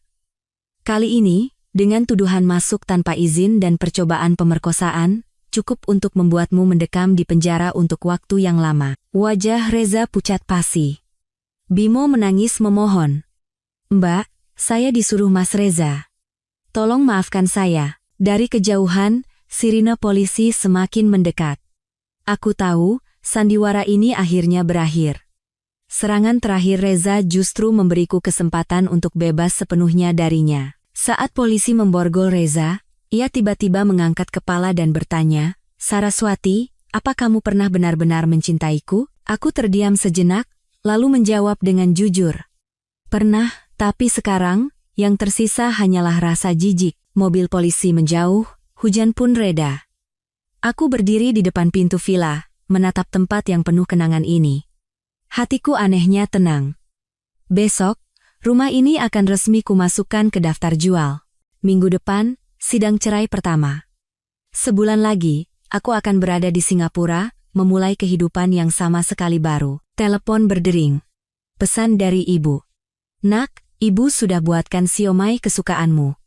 Pulanglah makan. Aku tersenyum dan membalas. Iya, Bu. Aku segera ke sana. Sebuah bintang berkelip di langit malam. Aku tahu, itulah bintang penunjuk jalanku, yang akan membimbingku untuk terus melangkah maju. Sehari sebelum sidang cerai pertama, aku menerima telepon dari kantor polisi. Reza, saat berlibur di Bali, ternyata telah berhasil menggunakan sertifikat palsu itu untuk mendapatkan pinjaman 20 miliar rupiah dari sebuah perusahaan pembiayaan kecil. Kini, perusahaan itu menemukan adanya pemalsuan dokumen dan melaporkannya. Ibu Saraswati, Anda adalah salah satu korban dalam kasus ini. Kami mohon kerjasama Anda untuk penyelidikan. Suara petugas polisi itu terdengar serius dan sopan. Menutup telepon, aku segera menghubungi Pak Budi. Mendengar kabar itu, ia tidak bisa menahan tawa. Pak Reza ini benar-benar menggali kuburnya sendiri. Pemalsuan surat dengan nilai kerugian sebesar itu, minimal hukumannya 3 tahun penjara. Dia akan dipenjara? Tanyaku. Sangat mungkin, kata Pak Budi dengan yakin. Dan ini akan sangat menguntungkan gugatan cerai kita. Hakim akan mengakui kesalahan fatal Pak Reza, dan pembagian harta pasti akan memihak Anda. Seharusnya aku senang, tapi ada perasaan campur aduk yang tak bisa kujelaskan. 3 tahun pernikahan berakhir dengan cara seperti ini, sungguh ironis. Hari persidangan, pelataran pengadilan dipenuhi wartawan. Sejak ceritaku viral di internet, kasus perceraian ini menjadi topik hangat, bahkan ada yang membuat gerakan tagar, dukung Saraswati. Reza datang terlambat bersama orang tua dan pengacaranya. Hanya dalam 2 minggu, ia tampak menua 10 tahun. Matanya cekung, wajahnya pucat pasi. Saat melihatku, matanya berkilat benci, namun segera berubah menjadi ketakutan. Ia tahu betul, ia tidak hanya menghadapi gugatan cerai, tapi juga tuntutan pidana. Persidangan berjalan lancar di luar dugaan. Pengacara Reza mencoba berargumen bahwa transfer uang itu hanyalah bentuk pergaulan biasa dan Luna adalah sepupu jauh. Tetapi saat hakim melihat foto-foto mesra dan percakapan vulgar mereka, pengacara itu pun tak bisa berkata-kata lagi. Mengenai pemalsuan sertifikat dan tanda tangan, pihak Reza semakin tidak bisa berkutik. Saat hakim bertanya mengapa ia melakukannya, jawabannya membuat seluruh ruang sidang tercengang. Adik saya mau menikah, tapi calon istrinya tidak memberikan uang hantaran. Saya hanya ingin membantu keluarga. Jadi Anda memalsukan dokumen dan tanda tangan, lalu menghabiskan harta bersama? Tanya hakim dengan tegas. Apakah Anda tahu konsekuensi hukum dari tindakan ini? Reza menunduk, tidak menjawab. Ibunya di kursi pengunjung menangis histeris hingga harus dibawa keluar oleh petugas keamanan. Saat jeda sidang, Reza tiba-tiba menghampiriku. Saras, demi 3 tahun kebersamaan kita, tolong tarik gugatannya. Villa itu akan kuberikan padamu. Uang itu juga aku tidak butuh. Sudah terlambat, Mas Reza, aku menatapnya dengan tenang. Aku sudah memberimu kesempatan. Kamu sendiri yang memilih jalan terburuk. Kamu mau membunuhku? Teriaknya dengan mata memerah. Kalau aku masuk penjara, hidupku akan hancur. Itu adalah akibat dari perbuatanmu sendiri. Aku berbalik, tidak mau melihatnya lagi. Putusan akhir jauh melampaui harapanku. Pengadilan mengabulkan perceraian. Villa sepenuhnya menjadi milikku. Uang 4 miliar lebih yang ditransfer Reza pada Luna harus dikembalikan seluruhnya kepadaku. 70% dari simpanan atas nama Reza diputuskan menjadi ganti rugi untukku. Selain itu, Reza juga harus menanggung semua biaya pengacara dan biaya pengadilan. Saat hakim membacakan putusan, wajah Reza pucat pasi. Ibunya di kursi pengunjung pingsan di tempat. Para wartawan menggila memotret. Di bawah kilatan lampu kamera, potret tragis keluarga Reza terabadikan selamanya. Keluar dari pengadilan, sinar matahari terasa menyilaukan. Pak Budi menepuk pundakku. Selamat, Bu Saraswati. Keadilan telah ditegakkan. Terima kasih, Pak Budi. Aku berkata tulus. Tanpa bantuan Bapak, saya tidak mungkin bisa menang telak seperti ini. Apa rencana Anda selanjutnya? Bagaimana dengan vilanya? Akan saya jual, kataku tanpa ragu. Sudah saya titipkan pada agen properti. Minggu depan saya akan berangkat ke Singapura, memulai pekerjaan baru. Pak Budi mengangguk. Pilihan yang bijaksana. Oh ya, mengenai kasus pidana Pak Reza, apakah Anda akan melanjutkannya? Aku berpikir sejenak. Saya tidak ingin punya urusan apapun lagi dengannya. Jika ia mengakui kesalahannya dan mengembalikan aset, saya bisa membuat surat pencabutan tuntutan. Tapi bagaimanapun hukum memprosesnya, saya serahkan pada hukum. Baik. Saya akan mengurus tindak lanjutnya. Pak Budi berpamitan. Semoga sukses dengan awal baru Anda di Singapura. Kembali ke apartemen studio yang kusewa sementara, aku mulai berkemas. 3 tahun pernikahan, pada akhirnya yang kubawa hanyalah barang-barang seisi 2 koper, ponselku terus berdering. Pesan ucapan selamat dari teman-teman. Aku membalas satu persatu, lalu mematikan ponsel, menikmati keheningan yang langka ini. Malam itu, Maya datang membawa sebotol sampanye untuk merayakannya. Wah, si Reza itu sekarang benar-benar jadi gembel. Puas sekali rasanya, kami bersulang. Gelembung soda yang pecah di ujung lidah terasa manis. Tiba-tiba Maya menjadi serius. Jujur, Saras. Selama 3 tahun ini, kamu yang paling kukhawatirkan. Melihatmu perlahan-lahan kehilangan dirimu, menjadi bukan dirimu yang kukenal. Aku tahu, aku menggenggam gelas anggurku erat. Kadang aku juga bertanya pada diri sendiri. Kenapa aku sebodoh itu? Jelas-jelas ada banyak pertanda. Kenapa aku terus menutup mata? Karena cinta, bodoh, Maya menghela napas. Cinta itu membutakan. Tapi untungnya, kamu akhirnya sadar. Keesokan paginya, aku menerima telepon dari agen properti. Villa itu laku terjual seharga 22 miliar rupiah, 5 miliar lebih tinggi dari harga pasar. Pembelinya adalah seorang ibu tunggal yang menyukai gaya interiornya dan lokasinya yang dekat dengan sekolah. Pembeli ingin secepatnya mengurus balik nama. Apakah ibu bersedia? Tanya agen itu hati-hati. Tentu saja, aku setuju dengan senang hati. Besok saya bisa langsung mengurusnya. Menutup telepon, aku merasa begitu ringan. Rumah yang penuh dengan kenangan pahit itu akhirnya akan menjadi masa lalu. Proses balik nama berjalan sangat lancar. Setelah menandatangani dokumen terakhir, pembelinya, seorang wanita parubaya yang anggun, menggenggam tanganku dan berkata, "Bu Saraswati, saya mengikuti berita Anda. Anda wanita yang sangat pemberani. Di tangan saya, rumah ini akan saya isi dengan cinta dan tawa." Mataku sedikit memanas. Terima kasih. Mungkin memang itu yang dibutuhkan rumah ini. Meninggalkan kantor notaris, aku memutuskan untuk mengunjungi villa itu untuk terakhir kalinya. Pemilik baru akan mulai pindah besok, jadi sekarang pasti kosong. Mendorong pintu yang sudah kukenal, ruangan kosong itu hanya menggema dengan suara langkah kakiku. Sinar matahari masuk melalui jendela kaca besar, meninggalkan jejak keemasan di lantai. Perlahan, aku mengelilingi setiap ruangan. Kenangan datang seperti gelombang. Ruang tamu. Reza pernah membanting meja karena tidak suka masakanku. Ruang kerja. Ia bilang lembur semalaman, padahal sedang panggilan video dengan Luna. Kamar tidur. Ia pernah memaksakan kehendaknya saat mabuk, tapi ada juga momen-momen indah. Dapur. Aku pernah menyiapkan pesta besar untuk orang tuaku di sini. Balkon. Aku pernah minum anggur dan mengobrol hingga larut malam bersama teman-temanku. Taman. Bunga mawar yang kutanam sendiri mekar setiap tahun. Selamat tinggal, bisikku sambil menutup pintu dengan pelan. Kali ini, aku tidak menoleh ke belakang. Saat meninggalkan kompleks perumahan, aku berpapasan dengan Bimo, adik Reza, di gerbang. Penampilannya kuyu. Melihatku, ia terkejut, lalu cepat-cepat menghampiri. "Mbak Saras." Bu Saraswati." Ia tergagap. "Boleh pinjam uang?" "Mas Reza ditahan, pacarku minta putus, ibu sakit darah tinggi dan dirawat di rumah sakit." Aku tidak percaya dengan apa yang kudengar. "Keluarga Pratama masih punya muka untuk meminjam uang dariku?" "Bimo," kataku tenang. "Kamu tahu, kan? Kakakmu memalsukan tanda tanganku untuk menjaminkan villa itu demi membeli rumah baru untukmu." Wajahnya berubah.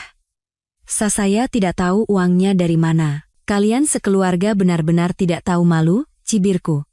"Kakakmu masuk penjara, ibumu sakit, pernikahanmu batal, itu semua adalah karma. Sebaiknya urus saja dirimu sendiri." Selesai berkata, aku berbalik pergi. Dari belakang, Bimo berteriak marah. "Saraswati, perempuan kejam dan tidak punya hati.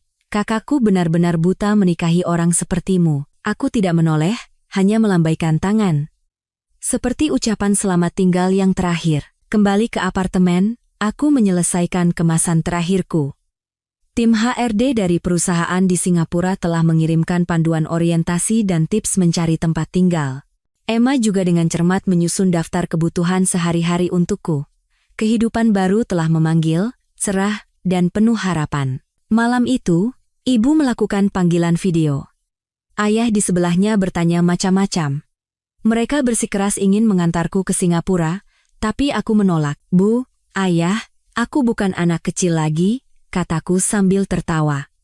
Lagi pula Singapura itu negara maju. Tidak ada yang perlu dikhawatirkan. Kamu akan selamanya menjadi anak kami. Ibu mengusap air matanya. "Pergi jauh begitu, jaga diri baik-baik." "Ya, pasti." Aku menenangkannya dengan lembut. Sekarang transportasi kan sudah canggih. Ibu dan ayah bisa kapan saja mengunjungiku. Menutup telepon, aku berdiri di dekat jendela, memandangi kota tempatku tinggal selama hampir 10 tahun. Di bawah gemerlap lampu, entah berapa banyak suka dan duka yang terjadi. Kisahku hanyalah salah satunya. Telepon berdering lagi.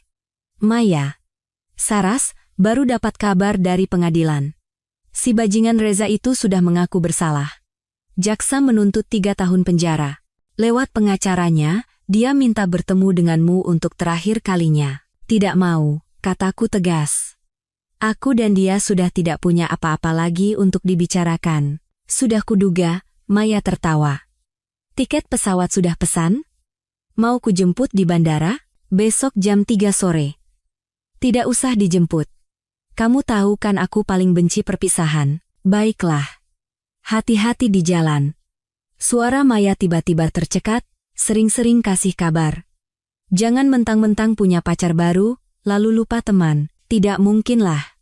Kamu sahabat terbaikku. Hidungku terasa perih. Nanti kalau aku sudah mapan, aku undang kamu ke Singapura. Malam semakin larut. Aku menyelesaikan kemasan terakhirku, mematikan lampu dan berbaring di tempat tidur. Besok, di jam yang sama, aku akan berada di ketinggian 10,000 meter, terbang menuju kehidupan yang sama sekali baru. Memejamkan mata, kenangan 3 tahun terakhir melintas seperti film lambat, sakit, pengkhianatan, perjuangan, kesadaran. Pada akhirnya, semua itu berubah menjadi kekuatan untuk bertumbuh. Aku teringat sebuah kutipan yang pernah kubaca. Ada jalan yang harus kau lalui sendiri, ada air mata yang harus kau usap sendiri, dan ada rasa sakit yang harus kau tanggung sendiri. Tapi setelah melewati semua itu, kau akan bertemu dengan versi dirimu yang lebih baik. Matahari esok akan tetap terbit, dan aku bukan lagi Saraswati yang menelan kepahitan. 1 tahun. Kemudian, Bandara Changi, Singapura, ramai oleh lalu lalang manusia. Aku mendorong troli bagasi dan langsung melihat Emma yang memegang papan bertuliskan namaku. 3 tahun tidak bertemu, rambutnya dipotong pendek dan rapi, mengenakan setelan kantor yang modis. Ia terlihat jauh lebih tajam dibandingkan saat di Inggris. Saras. Ia berlari dan memelukku dengan hangat. Selamat datang di kehidupan barumu. Emma membantuku menetap di sebuah apartemen dekat kantor dan mentraktirku bakut teh otentik. Di meja makan, ia dengan hati-hati bertanya tentang perceraianku. Kujelaskan secara singkat, "Ya Tuhan, bajingan itu harusnya membusuk di penjara." Aku tersenyum dan menggeleng. Yang lalu biarlah berlalu.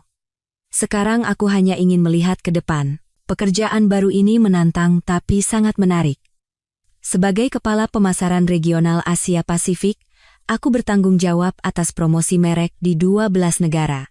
Kesibukan ini tidak memberiku waktu untuk tenggelam dalam masa lalu. Setiap hari berlalu dengan padat dan berarti. Sebulan kemudian, aku menerima email dari Pak Budi. Reza divonis 3 tahun penjara atas tuduhan pemalsuan surat dan penipuan. Bersamaan dengan itu, pengadilan mengeksekusi putusan cerai. Aset berupa simpanan atas nama Reza ditransfer ke rekeningku. Luna juga diperintahkan untuk mengembalikan sebagian uang. Email itu melampirkan tangkapan layar berita dari sebuah koran nasional, istri gugat cerai suami yang palsukan sertifikat rumah demi selingkuhan. Dalam foto itu, Reza dikerumuni wartawan, tampak sangat menyedihkan. Dengan tenang kututup email itu. Tidak ada gejolak apapun di hatiku. Di akhir pekan, aku menghadiri pesta kapal pesiar yang diadakan perusahaan di Marina Bay. Pemandangan malam di tepi sungai Singapura begitu gemerlap. Rekan-rekan kerja bersulang dengan gembira. Jackson, direktur pemasaran lainnya, menghampiriku dengan segelas sampanya. "Saras, kudengar Anda meninggalkan posisi tinggi di Indonesia untuk datang ke sini. Sungguh pemberani." Aku tersenyum tanpa bicara. Ia tidak tahu, aku datang ke sini bukan karena karier, tapi untuk lari dari masa lalu yang tidak ingin kuingat. 3 bulan berlalu, aku sudah sepenuhnya beradaptasi dengan ritme hidup di Singapura.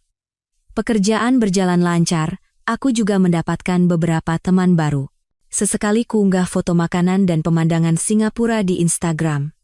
Maya selalu menjadi yang pertama menyukai dan berkomentar, bikin iri setengah mati. Suatu Selasa pagi yang biasa, saat aku sedang menyiapkan laporan triwulanan, telepon tiba-tiba berdering. Nomor asing dengan kode area Indonesia. "Halo?" Aku ragu sejenak sebelum menjawab. "Ini dengan Mbak Saraswati?" Terdengar suara seorang wanita yang lemah. "Saya, ibunya Reza." Aku nyaris menjatuhkan ponsel. "Ibu mertua. Bagaimana ia bisa tahu nomor baruku? Ada apa?" Tanyaku dingin. "Saras, nak," suaranya tercekat. "Ibu yang salah. Semua yang dulu itu salah ibu. Tolong maafkan Reza, ya. Dia sudah 2 kali sakit di penjara. kata dokter kalau begini terus. Bu, potongku. Pertama, Anda bukan ibu saya. Kedua, Reza masuk penjara adalah akibat perbuatannya sendiri. Terakhir, tolong jangan hubungi saya lagi. Bagaimana kamu bisa begitu tidak punya hati? Suaranya tiba-tiba menajam. Setidaknya kalian pernah menjadi suami istri. Reza itu pernah jadi suamimu, bagaimana bisa kamu diam saja melihatnya sekarat di penjara? Jika dia benar-benar sakit, penjara punya fasilitas medis, kataku tenang. Dan pengacara saya akan mengirimkan surat peringatan resmi atas tindakan pelecehan Anda. Kututup telepon dan segera menghubungi Pak Budi. Ia juga terkejut bagaimana ibu mertuaku bisa mendapatkan nomorku dan berjanji akan menyelidiki serta mengambil tindakan hukum. Insiden ini seperti batu kecil yang dilempar ke danau yang tenang, menimbulkan riak sejenak lalu kembali damai. 2 minggu kemudian, aku menerima pesan asing di LinkedIn. Selamat siang, Ibu Saraswati. Saya Jia, Kepala HRD dari Grup X. Saya dengar Anda sangat sukses di Singapura. Mohon maaf mengganggu, saat ini kami sedang mencari seorang direktur pemasaran dengan pengalaman internasional. Apakah Anda berminat untuk kembali dan berkarir di Indonesia? Grup X adalah raksasa industri di Indonesia. Posisi direktur pemasaran di sana selalu menjadi impianku. Tapi, kembali ke Indonesia? Aku belum siap menghadapi tempat yang penuh kenangan pahit itu. Aku membalas dengan sopan, mengatakan bahwa aku puas dengan pekerjaanku saat ini dan belum berencana pindah. Jia membalas dengan cepat. Saya mengerti. Tapi kesempatan ini langka. Gaji 2 miliar per tahun, opsi saham, dan melapor langsung pada CEO. Jika Anda berubah pikiran, silakan hubungi saya kapan saja. Gaji 2 miliar. 2 kali lipat dari gajiku saat ini. Aku menatap pesan itu lama, dan akhirnya tidak menghapusnya. Waktu berlalu cepat, sudah setengah tahun aku di Singapura. Selama periode ini, timku berhasil mendapatkan 2 klien besar. CEO bahkan secara khusus memujiku dalam rapat akhir tahun. Emma bilang aku adalah karyawan asing yang paling cepat beradaptasi yang pernah ia lihat, dan mendorongku untuk mengajukan izin tinggal permanen. Tapi tawaran untuk kembali ke Indonesia terus berputar di kepalaku, bukan karena aku tergiur, tapi karena aku tiba-tiba sadar bahwa aku sedang melarikan diri. Melarikan diri dari tempat di mana Reza berada, dari kenangan pahit, melarikan diri dari diriku yang lemah di masa lalu. Suatu akhir pekan, aku pergi sendirian ke Pulau Sentosa. Duduk di pasir putih, memandangi laut biru, aku tiba-tiba sadar. Melepaskan yang sesungguhnya bukanlah dengan melarikan diri, tetapi dengan memilih untuk tidak menoleh ke belakang meskipun kita mampu untuk menghadapinya. Malam itu, kukirim email pada Jia, menyatakan minatku untuk berdiskusi lebih lanjut. Bersamaan dengan itu, kuhubungi Pak Budi, menanyakan apakah Reza dan keluarganya bisa menggangguku jika aku kembali. Pak Reza masih di dalam penjara. Paling cepat 2 tahun lagi baru bebas, jawab Pak Budi. Orang tuanya, setelah menerima surat peringatan dari pengacara, tidak akan berani mengganggu Anda lagi. Selain itu, reputasi Anda di dalam negeri sangat baik. Banyak wanita yang menganggap Anda sebagai panutan dalam melawan kekerasan dalam rumah tangga. Panutan? Aku tersenyum kecut. Aku hanyalah wanita biasa yang terpojok dan melawan. Wawancara dengan Grup X berjalan sangat lancar. Setelah wawancara video, mereka bahkan bersedia mengatur pertemuan langsung di Singapura. Presiden Direktur Wilayah Asia Pasifik secara pribadi makan malam denganku, menjelaskan rencana pengembangan perusahaan secara detail. Ibu Saraswati, pengalaman Anda sangat mengesankan kami, katanya tulus. Bukan hanya kemampuan profesional Anda, tetapi juga ketangguhan dan keberanian yang Anda tunjukkan. Itulah nilai inti budaya perusahaan kami. Maka, setelah 8 bulan di Singapura, aku memutuskan untuk kembali ke Indonesia. Emma menyesal, tapi memahami pilihanku. Ikuti kata hatimu. Singapura akan selalu menunggumu di sini. Proses pengunduran diri berjalan cepat. CEO secara pribadi menawarkan kenaikan gaji 30% untuk menahanku, tapi aku menolak. Ini bukan soal uang. Aku perlu melakukan ritual penebusan diri. Kembali ke tempat yang pernah melukaiku, mengangkat kepala dengan bangga, dan memulai hidup baru. Seminggu sebelum pulang, pesan dari Maya datang dengan kabar heboh. Luna menipu mantan suamimu. Waktu besuk di penjara, dia kenalan dengan keluarga narapidana lain. Mereka bersekongkol menguras sisa uang Reza sampai habis, lalu kabur berdua. Seharusnya aku merasa puas, tapi entah kenapa ada rasa sedih yang aneh. Reza, yang penuh perhitungan, pada akhirnya dikhianati oleh semua orang. Inikah yang disebut karma? Pesawat mendarat di Bandara Soekarno-Hatta. Saat itu bulan Oktober, di tengah musim gugur. Dari jendela, kulihat langit biru dan pohon-pohon angsana yang menguning, indah sekali. Saat mengambil bagasi, ponselku berdering. Pesan selamat datang dari Jia. Di akhir pesan, ada satu kalimat tambahan. Oh ya, besok malam perusahaan mengadakan pesta penyambutan. CEO ingin memperkenalkan ibu pada tim. Apakah ibu bersedia? Aku membalas oke dan menarik napas dalam-dalam. Mendorong troli bagasi, aku melangkah keluar. Sinar matahari yang masuk melalui atap kaca terasa hangat di wajahku. Saraswati, selamat datang di rumah, bisikku pada diriku sendiri. Epilog. Pesta penyambutan Grup X diadakan di sebuah restoran di lantai 80 Gedung Pencakar Langit, Jakarta. Aku memilih setelan blazer berwarna merah marun yang elegan. Menunjukkan profesionalisme wanita karir, tanpa merusak suasana pesta yang meriah. Ibu Saraswati, saya sudah banyak mendengar tentang Anda. CEO, Pak Wijaya, adalah seorang pria parubaya yang ramah. Ia menjabat tanganku dengan hangat. Kisah Anda bahkan menjadi studi kasus di kelas MBA kami. Aku tersenyum dan berterima kasih, dalam hati sedikit terkejut. Perceraianku menjadi studi kasus di sekolah bisnis. Saat pesta dimulai, aku segera tahu alasannya. Istri Pak Wijaya, seorang akademisi yang anggun dan cerdas, menghampiriku. Ibu Saraswati, saya Yulia, Profesor Hukum di Universitas Indonesia, sekaligus Kepala Pusat Studi Hak-Hak Perempuan. Kasus Anda sangat tipikal. Ini adalah contoh sempurna bagaimana seorang wanita terpelajar menggunakan hukum sebagai senjata untuk melindungi dirinya. Anda terlalu memuji. Aku sedikit malu. Saat itu, saya hanya terpojok dan melawan secara naluriah. Justru naluri itulah yang patut diteliti, mata Profesor Yulia berbinar bijak. Terlalu banyak wanita dalam situasi serupa yang memilih untuk bersabar. Tapi Anda, dengan tindakan nyata, membuktikan bahwa hukum adalah senjata yang efektif untuk melindungi hak. Di tengah pesta, seorang pria parubaya berjas menghampiri dan memperkenalkan diri.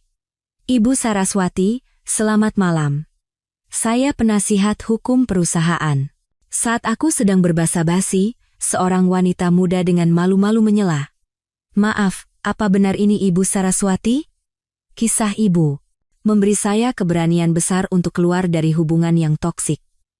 Melihat ibu sekarang, saya jadi percaya bahwa saya juga bisa memulai lagi. Matanya berkaca-kaca. Saat itu, aku tiba-tiba sadar bahwa kisahku mungkin benar-benar memiliki makna. Ini bukan hanya kisah pribadiku, tetapi juga kisah ribuan wanita lain yang berjuang dalam pernikahan yang tidak bahagia. Pesta berakhir, Pak Wijaya secara khusus menyuruh sopirnya mengantarku ke hotel. Di dalam mobil, beliau menyerahkan sebuah map. Ibu Saraswati, ini undangan untuk menghadiri Forum Bisnis Asia Pasifik bulan depan. Perusahaan memutuskan untuk menunjuk Anda sebagai perwakilan kami untuk memberikan pidato kunci. Kubuka, ini adalah forum paling bergengsi di industri. Biasanya hanya level wakil direktur ke atas yang berhak hadir. Saya rasa pengalaman saya masih kurang. Tidak perlu merendah, Pak Wijaya tertawa. Prestasi Anda di Singapura sudah diakui semua orang. Lagi pula, ia berkata dengan penuh makna, pengalaman pribadi Anda sangat sesuai dengan tema forum kali ini, menciptakan kembali kepemimpinan di era perubahan. Kembali ke hotel, aku tidak bisa tidur. Di luar jendela, gemerlap lampu Jakarta terhampar. Kemegahan yang berbeda dari Singapura. Hanya dalam setahun, hidupku berubah drastis. Dari seorang istri yang tidak dihargai menjadi eksekutif senior perusahaan multinasional. Dari orang yang menelan kepahitan menjadi panutan yang bisa menginspirasi orang lain. Ponselku berdering. Pesan WhatsApp dari Maya. Bagaimana hari pertama? Sudah bisa beradaptasi? Besok kita bertemu, ya. Aku membalas dengan stiker senyum lebar. Tentu saja. Banyak sekali yang ingin kuceritakan. Keesokan siangnya, aku dan Maya bertemu di sebuah kafe yang tenang. Begitu bertemu, ia langsung memelukku erat. Wow, Ibu Direktur, karismanya terasa dari jarak 100 meter. Aku tertawa dan menepuknya pelan. Sudah, jangan menggodaku. Bagaimana denganmu? Lolos jadi partner di firma hukum? Jangan ditanya, Maya mengibaskan tangan. Para senior masih bilang aku terlalu muda. Tapi, ia merendahkan suaranya secara misterius, aku baru saja dapat kasus besar. Ibunya Reza menuntut Luna atas penggelapan aset. Apa? Aku hampir menyemburkan kopiku. Drama apalagi ini? Ternyata, ibu mertua menuduh Luna menipu uang Reza dan menuntut pengembalian total 8 miliar rupiah, termasuk 4 miliar lebih yang pernah ditransfer. Luna berdalih bahwa itu adalah kompensasi atas masa mudanya. Kedua wanita itu bertengkar hebat di pengadilan. Ibunya Reza mengatai Luna perempuan jalang, Luna balas memaki kalau dia tidak bisa mendidik anak. Hakimnya sampai pusing, cerita Maya dengan antusias. Aku menggeleng. Aku tidak mau lagi mendengar kisah komedi ini. Reza dan kehidupannya yang berantakan sudah tidak ada hubungannya denganku. Oh ya, Maya tiba-tiba menjadi serius. Ada yang harus kusampaikan. Reza mungkin akan bebas lebih cepat setengah tahun karena berkelakuan baik. Yantungku menselos. Kapan? Mungkin bulan depan. Maya menatapku cemas. Apa ini akan mempengaruhi keputusanmu untuk kembali dan berkarir di sini? Aku berpikir sejenak, lalu menggeleng. Tidak. Jakarta ini luas, tidak akan mudah bertemu. Lagi pula, aku yang sekarang bukan lagi Saraswati yang mudah ditindas. Nah, ini baru Saraswati yang ku kenal. Maya mengangkat gelasnya. Untuk kehidupan baru, beberapa hari berikutnya berlalu dengan sibuk. Aku secara resmi mengambil alih tim pemasaran dan mulai membangun timku sendiri. Naskah pidato untuk forum terus kurevisi hingga sempurna. Hari H forum, aku memilih setelan berwarna biru royal yang dibuat khusus, profesional, namun tidak kehilangan sisi feminin. Berdiri di depan cermin, aku nyaris tidak mengenali diriku sendiri. Penuh percaya diri, anggun, dengan tatapan mata yang mantap. Selanjutnya, dengan tema menciptakan kembali kepemimpinan dalam krisis, kita sambut Kepala Pemasaran Grup X, Ibu Saraswati Kirana. Diiringi tepuk tangan, aku melangkah ke podium. Di bawah sorot lampu panggung, aku tidak bisa melihat wajah penonton dengan jelas, tapi itu justru membuatku lebih nyaman. 1 tahun yang lalu, saya berada dalam krisis terbesar dalam hidup saya. Suaraku terdengar jelas dan mantap. Pernikahan saya hancur, kepercayaan saya dikhianati, dan nilai diri saya sepenuhnya dinegasikan. Aku berbagi bagaimana aku menemukan kembali diriku dalam krisis itu, bagaimana aku mengubah rasa sakit menjadi kekuatan untuk bertumbuh. Di akhir pidato, aku berkata, kepemimpinan sejati bukanlah tentang mengendalikan orang lain, tetapi tentang mengendalikan hidup kita sendiri. Ketika kita berani menghadapi ketakutan terdalam kita akan menemukan kekuatan terbesar kita. Terima kasih. Seluruh ruangan berdiri dan memberikan tepuk tangan meriah. Setelah itu, para hadirin mengerumuniku untuk bertukar kartu nama, di antaranya ada banyak petinggi industri. Pak Wijaya dari kejauhan mengacungkan jempol, wajahnya berseri-seri seperti menemukan harta karun. Di mobil dalam perjalanan kembali ke kantor, aku menerima pesan dari nomor tak dikenal. Saras, aku sudah bebas. Kudengar kamu sekarang sangat sukses. Selamat, ya. Bisakah kita bertemu sekali saja?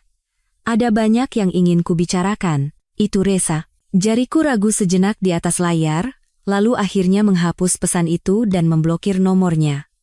Jalan yang sudah dilewati tidak perlu ditengok kembali, dan orang yang sudah terlewat tidak perlu ditemui lagi. 1 tahun setelah kembali, pidato di Forum Bisnis Asia Pasifik menjadi viral dan membawaku pada beberapa kesempatan tak terduga, wawancara dengan majalah bisnis, tawaran menjadi bintang tamu di acara bincang-bincang ekonomi, dan akhirnya, sebuah penerbit menghubungiku untuk menulis buku tentang kepemimpinan wanita. Ibu Saras, sekarang sudah jadi bintang perusahaan, ya, kata asisten mudaku sambil tertawa. kata resepsionis, sering ada penggemar kirim bunga. Aku menggeleng dan meminta resepsionis untuk menolak semua hadiah dari sumber yang tidak jelas. Ketenaran adalah pedang bermata dua, aku tahu itu. Suatu Jumat sore, saat aku sedang meninjau laporan, Jia, kepala HRD, mengetuk pintu. Ibu Saras, bulan depan adalah Hari Perempuan Internasional. Aliansi Perempuan Indonesia mengundang Ibu sebagai perwakilan wanita sukses untuk berpidato di sebuah forum tingkat tinggi. CEO sudah setuju. Silakan dilihat, aku menerima undangan berlapis emas itu. Tertera tulisan yang jelas, pertumbuhan dan pemberdayaan perempuan di era baru. Di daftar pembicara, ada nama-nama pengusaha, akademisi, dan seniman wanita terkenal. Namaku ada di antara mereka. Skalanya sebesar ini, apa tidak berlebihan? Aku sedikit khawatir. Tidak perlu merendah, Jia menepuk pundakku. Ibu tahu tidak? Di internet orang-orang menjuluki ibu apa? Ratu Comeback. Kisah ibu telah menginspirasi begitu banyak wanita. Malam itu, kutelepon orang tuaku untuk memberitahukan kabar baik ini. Ibu terharu hingga terus mengusap air mata, sementara ayah dengan bangga berkata akan memberitahu semua kerabat untuk menonton siaran langsungnya di TV. Saras, ibu tiba-tiba merendahkan suara. Anak itu, si Reza, beberapa hari lalu datang ke rumah kita. Senyumku membeku. Untuk apa? Katanya mau minta maaf, ayah menyambung. Ayah lihat dia kurus sekali, bicaranya juga jauh lebih sopan.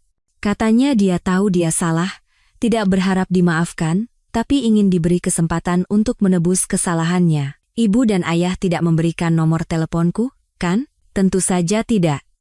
Sahut ibu cepat. Ayahmu hampir mengusirnya dengan sapu. Aku menghela napas lega dan berpesan pada mereka untuk tidak menemuinya lagi. Menutup telepon, aku berdiri di dekat jendela, menatap gemerlap lampu Jakarta. Kemunculan Reza seperti riak kecil di danau hatiku yang tenang, tapi segera kembali damai. Forum Hari Perempuan Internasional diadakan dengan megah di Balai Sidang Jakarta. Aku menyiapkan pidato berjudul Dari Rumah Tangga ke Ruang Rapat, Jalan Seorang Wanita Menciptakan Kembali Dirinya.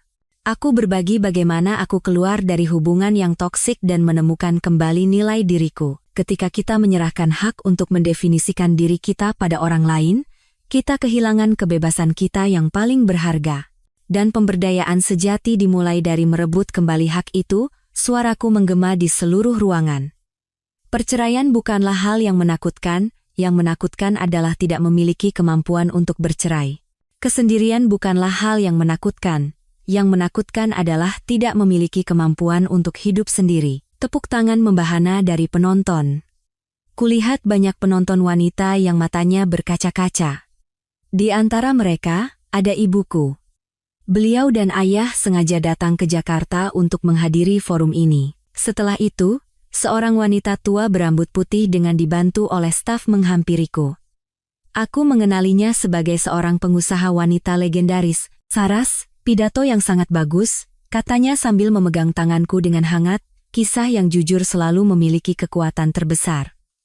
Saya harap kamu akan terus bersuara untuk perempuan. Aku terharu, hanya bisa mengangguk. Kilatan kamera terus menyala, mengabadikan momen itu. Foto ini menjadi berita utama di portal berita ekonomi malam itu. Di resepsi setelah forum, aku menerima banyak kartu nama dan tawaran kerja sama. Saat aku sedikit lelah meladeni orang, sesosok yang kukenal muncul di pintu masuk. Reza. Ia mengenakan setelan yang kebesaran, membawa seikat bunga, mencoba menyelinap masuk, saat keamanan menghalanginya, terjadi sedikit keributan. Aku ragu sejenak, lalu menghampirinya. Saras. Mata Reza berbinar saat melihatku. Aku hanya ingin mengucapkan selamat secara langsung. Kamu hebat sekali sekarang. Ia memang sangat kurus, dengan kantung mata yang dalam. Penampilan elegannya dulu sudah lenyap. Bunga di tangannya tampak murah dan menyedihkan. Pak Reza, kataku tenang. Tolong pergi dari sini. Aku tahu aku tidak punya muka untuk menemuimu. Suaranya tercekat. Aku salah. Aku benar-benar salah. Luna membawa kabur semua uangku. Ibu Syok sampai dirawat di rumah sakit. Aku kehilangan pekerjaan. Ini semua karmaku. Melihatnya menangis, Hatiku tidak bergejolak sama sekali. Luka di masa lalu terlalu dalam hingga aku bahkan tidak punya tenaga untuk membencinya. Yang lalu biarlah berlalu, kataku. Saya harap Anda bisa hidup dengan baik, tapi tolong jangan temui saya lagi. Saras. Ia tiba-tiba berlutut. Beri aku satu kesempatan lagi, petugas keamanan. Aku berbalik dan memanggil. Tolong antar bapak ini keluar. Dua petugas segera memegangi lengan Reza dan menyeretnya keluar. Ia meronta, menoleh ke belakang dan berteriak, Saraswati, perempuan tidak punya hati. Semua orang di pesta menoleh dan berbisik-bisik. Aku merapikan pakaianku, mengangkat kepala, dan kembali masuk ke dalam. Ibuku menghampiriku dengan cemas. Aku memeluknya pelan. Bu, aku tidak apa-apa. Setelah malam itu, Reza tidak pernah muncul lagi dalam hidupku. Ada yang bilang ia pergi keluar kota menjadi kuli bangunan, ada juga yang bilang ia pulang kampung merawat ibunya yang sakit. Apapun itu, sudah tidak ada hubungannya denganku. Gema dari forum itu terus berlanjut. Pengikut LinkedIn-ku meroket. Perusahaan memanfaatkan momentum ini untuk menunjukku sebagai kepala pusat pengembangan kepemimpinan wanita yang baru dibentuk, dengan tambahan opsi saham. Musim semi tiba, aku membeli sebuah apartemen di Jakarta. Saat menandatangani akta jual beli, aku secara khusus memilih sertifikat atas nama tunggalku. Berdiri di rumah baru yang kosong, aku melakukan panggilan video pada Maya, mengajaknya bersulang secara online. Wow, Ibu Direktur. Benar-benar pemenang kehidupan. Di seberang layar, Maya menggigit apel. Soal asmara, ada kabar baru? Pekerjaan adalah kekasihku, aku tertawa, mengalihkan pembicaraan. Bagaimana dengan promosimu jadi partner? Berkat kamu, aku berhasil. Maya dengan bangga mengangkat gelas anggurnya. Sekarang para senior di kantor kalau bertemu denganku harus memanggil ibu pengacara Maya dengan hormat. Kami bersulang melalui layar, merayakan kesuksesan masing-masing. Menutup telepon, aku melangkah ke balkon. Udara Jakarta di bulan April membawa aroma bunga dan hembusan angin sepoi-sepoi. Dari kejauhan, gedung-gedung pencakar langit di pusat kota terlihat. Lampu-lampunya berkelip seperti galaksi. Setahun yang lalu, aku masih Saraswati yang terperangkap dalam pernikahan yang tidak bahagia. Hari ini, aku telah bertransformasi menjadi kupu-kupu, menjalani kehidupan yang dulu bahkan tak berani kumimpikan. Telepon berdering. Email dari editor penerbit. Mereka mengirimkan naskah yang telah direvisi. Buku memuarku, terlahir kembali, telah menyelesaikan draft pertamanya. Rencananya akan terbit akhir tahun. Editor menyarankan agar aku menambahkan bab tentang cara membangun hubungan yang sehat. Karena, tulisnya, banyak pembaca yang ingin tahu, setelah mengalami luka seperti itu, apakah ibu masih percaya pada cinta? Aku kembali ke meja, membuka laptop, dan di halaman putih, kutulis satu baris kalimat, aku percaya pada cinta. Tapi aku lebih percaya pada diriku sendiri. Rasa aman yang sejati tidak pernah datang dari janji orang lain, melainkan dari keyakinan pada diri sendiri. Di luar jendela, bulan sabit diam-diam terbit, menyinari dunia dengan cahaya peraknya.